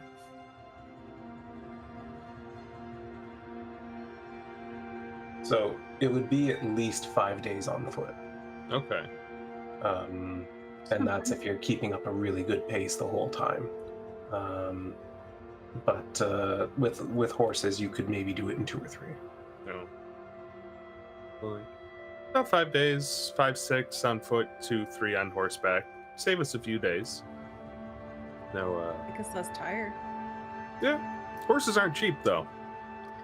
Give us more time to convince this guy to talk to us as well. Yeah. To get there earlier. Yeah.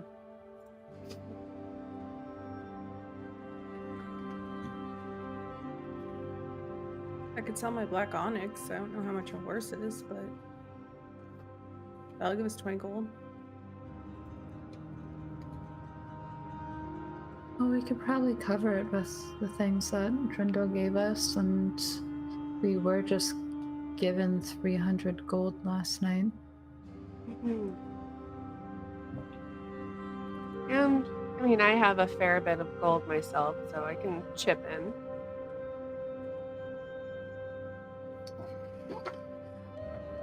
All right, well, let's go see what we can do about this then. Head off to the market. Would Ren even know where we could buy horses? Yeah, there are places. The high market wouldn't have horses just there, but there is sort of a I don't know what the word is, like almost like a livestock dealer kind of thing. Little kiosk. Yeah, like he can hand you a piece of paper kind of thing, and that means you own a horse. Bring it up to the customer service desk. They'll get it for you. Like this is where it's stabled. They've given me authority to sell their horse, kind of thing. Okay. But yeah, there's definitely a market for that sort of thing there. Okay, so we could get a horse and also, or horses and also clothing there? Yep. Cool. Suppose we will go and do that. It makes more sense, probably. Are we gonna get a... Well, actually, I'll just say this in character. Ren, as they're walking, there is just like, are we going to get a wagon as well, or just horses? That might be a good idea if save a little money on feed, and if anything should come to happen to the horses, I could pull it. Yeah. Mhm. All right, and you never know what we might find and want to bring back with us. It's true. All right, Ren will keep an eye out for somewhere to go shopping, and then I'll have to think about what kind of outfit Ren wears when it's cold. They could draw all the art. Well, in the interest of kind of moving things along, you do find a shop that sells all kinds of gear, including winter clothing kind of thing. And you're able to pick out just about anything you need in your size. It's a fairly well-stocked shop. Again, being in Hightown, some of these larger shops, anything that's sort of an indoor shop kind of has a sizable selection in the particular types of wares that they sell.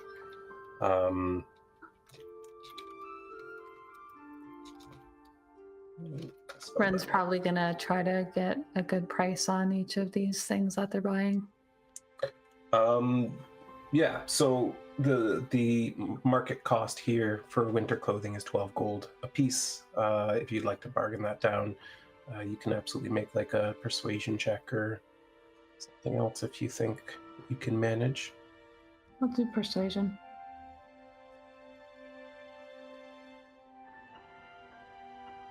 15. Yeah, you managed to get them down to 9 gold a piece.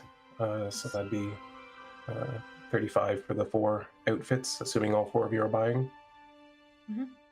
Yeah, so they give you a little bit of a bulk discount kind of thing, and encourage you to come back to them if you ever need any other gear.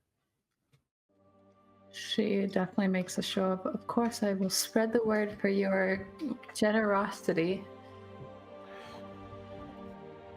So, okay. Well, that's a shop called Wicket's Wares. Here. It swears.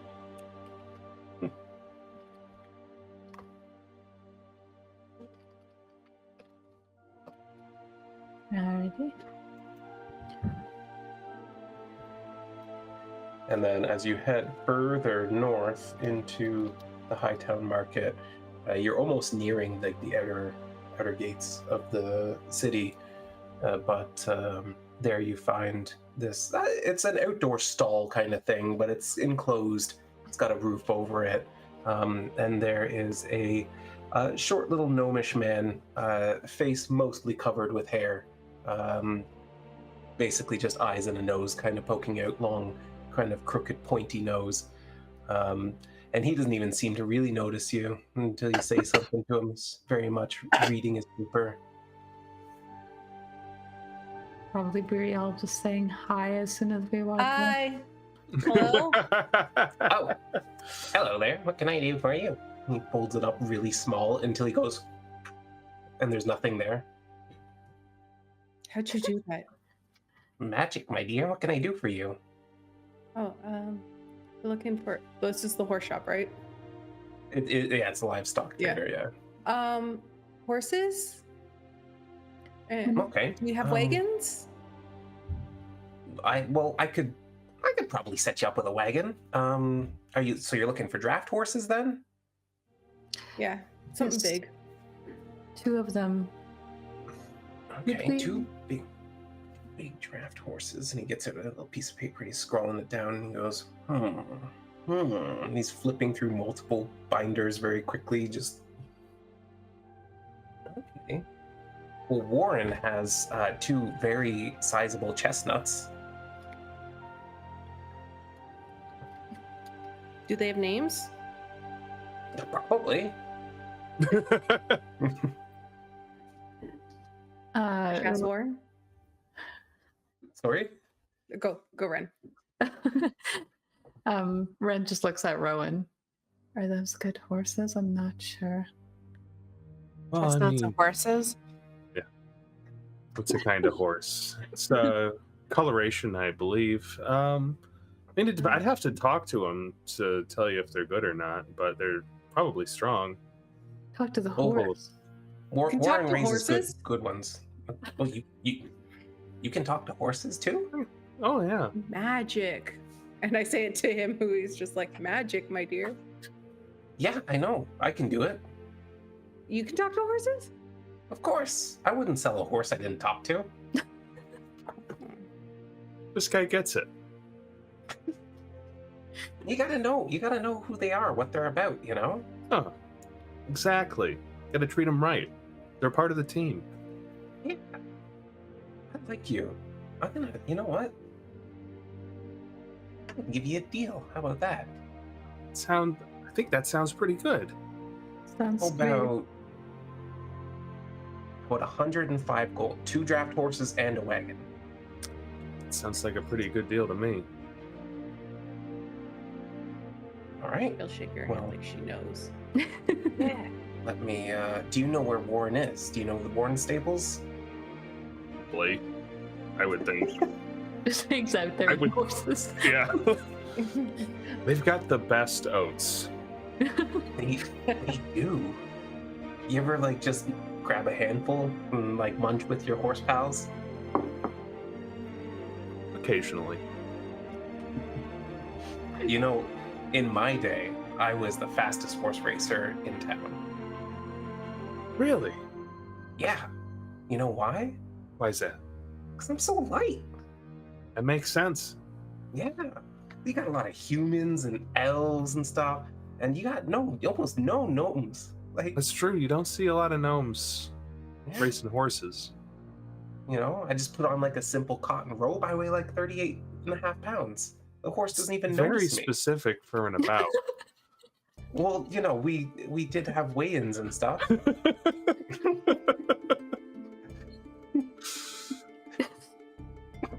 His little jockey gnome. I didn't think I got your name, friend. Oh, you want to know mine? This Yeah. person that he definitely prepared. It's another J name. It's a soft Wait. G because it's a gnome. Horman Wigglebottom. Okay, that's with GH. Yeah. You must be like half gnome or something. Well, do you know? I've spent a lot of time traveling with a gnome named Griggs. Oh, I know Griggs. That guy's, Isn't he the that guy's best? hilarious. He's so awesome. He took like half of my money playing cards though. He will do that. Yeah. But he's real nice about it, you know, he buys you drinks and food and he's never stingy.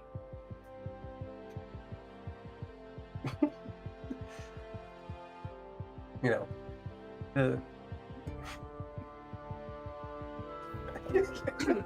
But just You- I'm you laughing good, at Shakes? the fact that Griggs' last name is Hobbletop and this one is Wigglebottom. well, the Hobbletops and the Wigglebottoms have been They friends go for way back. generations. Yeah, They go way back. we're all the way back to like the homeland. So, yeah. I didn't even know you were a friend of Griggs. I'm glad I gave you a deal. Well, let him know that I ran into you. When I run into him, he's over in Silverbrook right now. Yeah, I heard about that. Are they like building up their farms and stuff? Seems like it. It's so great. I wish I could get out sometime, but like, you know, people gotta trade in livestock, and you know, I'm the best livestock dealer in the world because I talk to them. Can't beat that. Yeah. Although it's sometimes kind of sad. You know, if you're selling a cow or a pig or Yeah. a goat, and sometimes you know what they're being sold for. But, you know, at least I can ensure that they had like a good and fulfilling life beforehand. That's something. Exactly. That's what you can Yeah. do. Anyway, yeah, so Warren's is just up that way, so, he like scrawls out a document real quick, and it's like, well, there you go, I'll take that 105, please.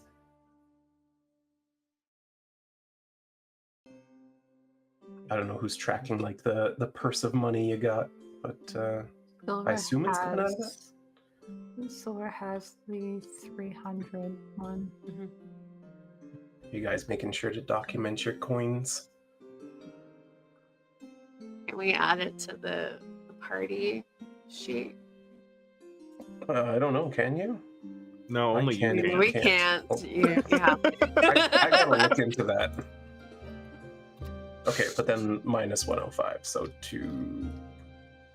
I want to do math. 233. Be minus 140 because we also bought clothing. Right. So 228. There you go. Thank you.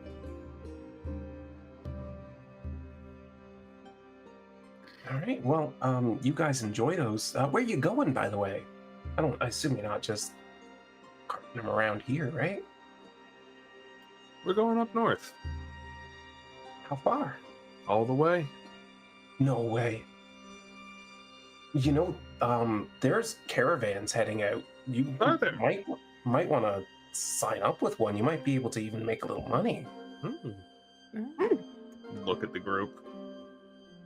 What do we Let's think? do it. Safety in numbers. Truth. Hey, thanks for the tip. No problem. It's dangerous out there. You know, I heard that there's like really organized bandits these days.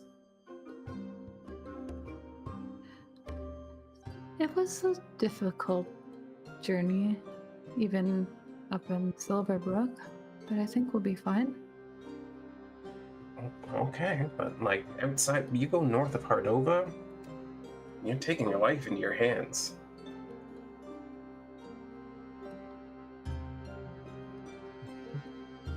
I should probably go see about signing up for caravan.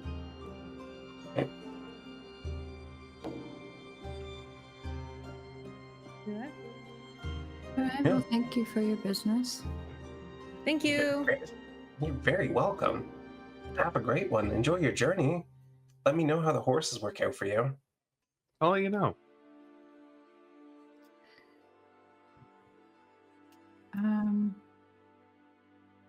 Renda's gonna try to find a moment where they're like walking, where she can kind of tug at Sylra and just kind of hang back a little bit with her.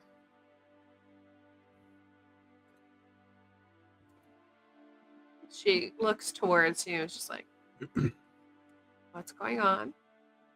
She's going to establish a telepathic connection with Sylra, and Sylra hears, weren't you given instruction as to what to do with your copy? Is that something you need to do before we leave?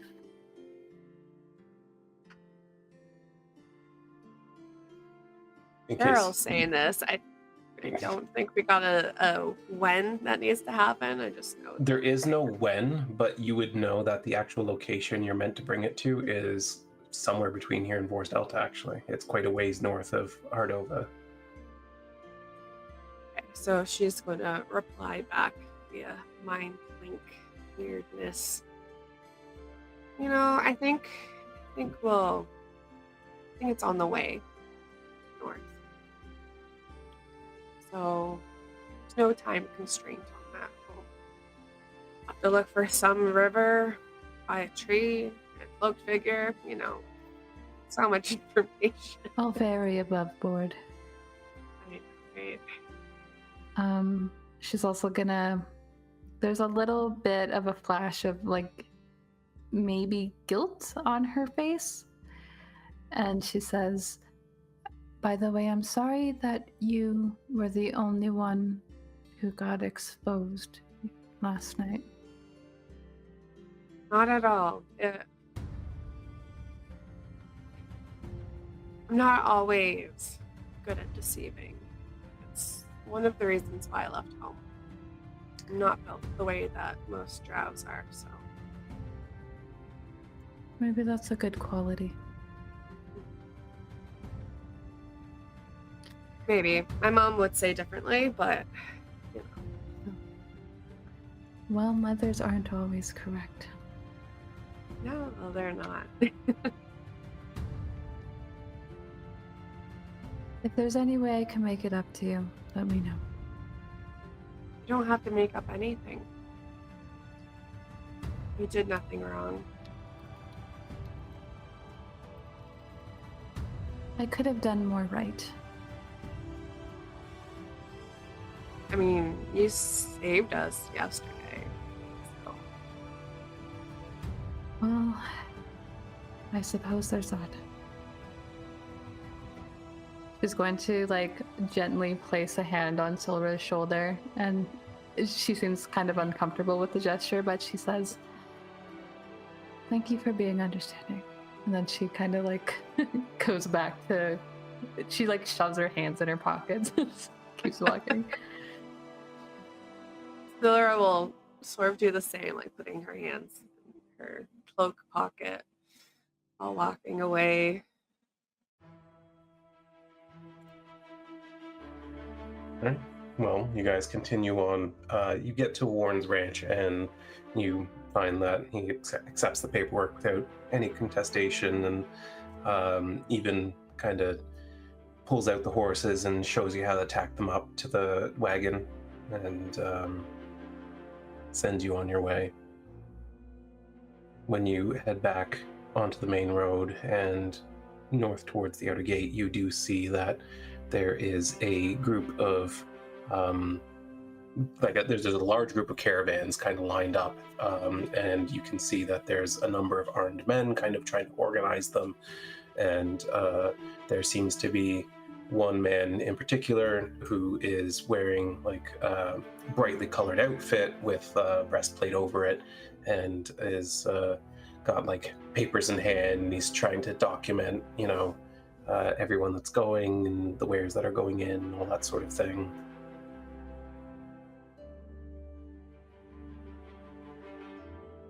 Hi. Hello, are you part of the caravan? I'd like to be.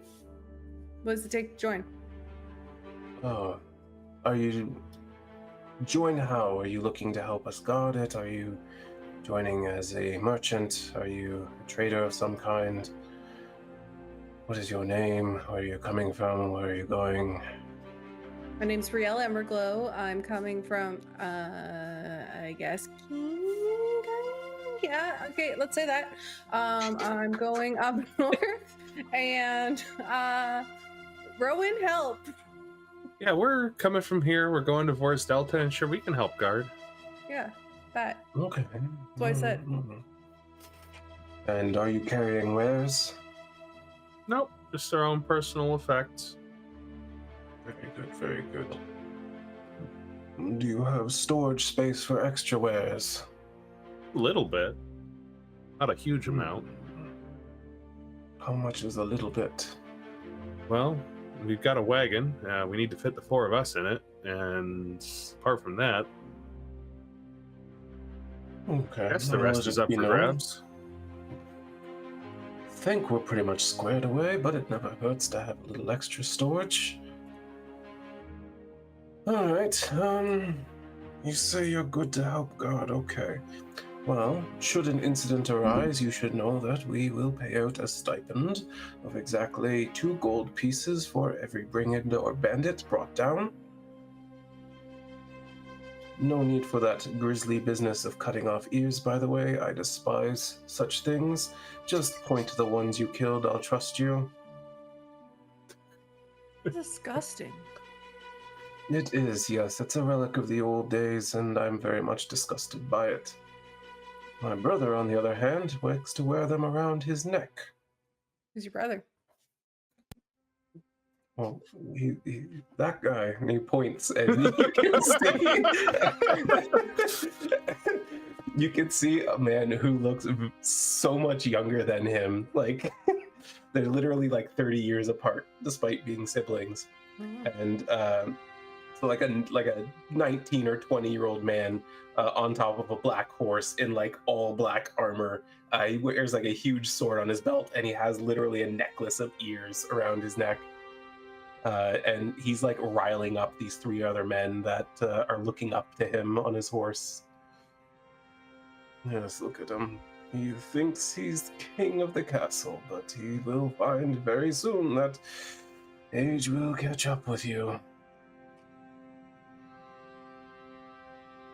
And I'm sure We the all- bandits will kick his ass. Perhaps, but, well, in my family, martial training is taken absolutely seriously.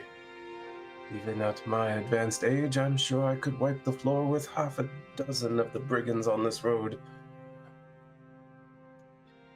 You can't be that old.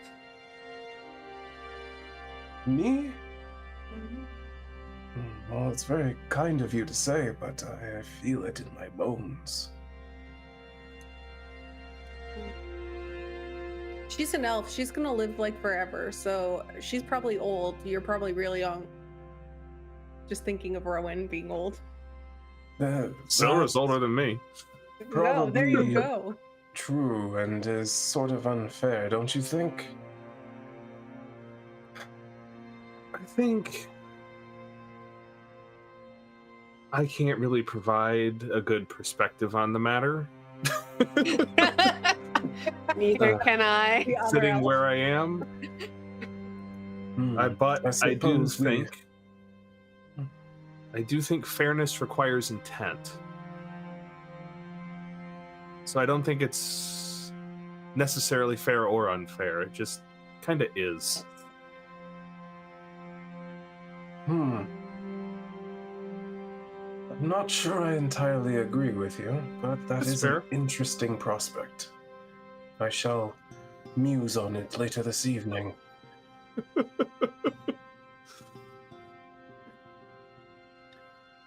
Well then, if you're ready to be off, I think we're going to get going very shortly.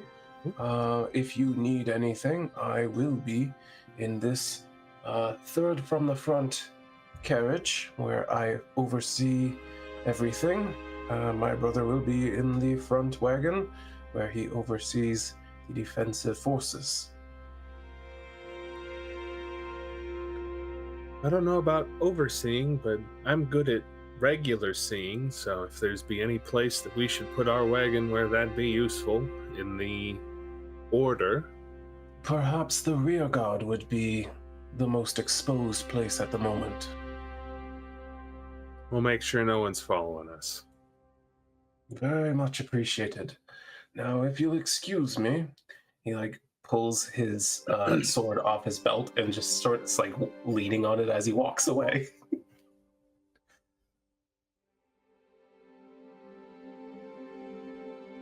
Ridiculous. That guy needs a coffee. He's so tired from everything, especially his brother.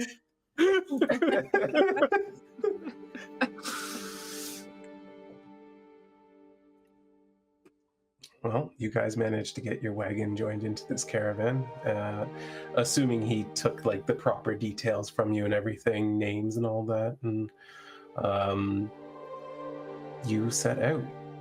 The gates open up and you head out on this northern road out of the city of Kyne. Brielle, this is your first, proper journey out of the city. You did go across the end, but you're going to see other actual places within the continent. For the rest of you, it's a little bit more mundane, but it's still interesting nonetheless. You start out the day's journey with the long ride north. It takes a couple of hours, but eventually you hit the massive stone bridge that takes you across the chasm to Hardova. There, the very large city, not quite as large as Kyne, comes into view. It's much more a mishmash of cultures, haphazard buildings that don't seem to fit together, and yet within the context of this melting pot of a city, it just seems to work. You've got these little gnomish huts next to dwarven stone homes, next to these tall elvish towers, and it's just sort of this unmanageable chaos, but in its own way beautiful. You make your way across this massive bridge, and as you do, you hear this terrifying screech in the air above you. And I think that's where we'll call it for this evening. We have time for combat.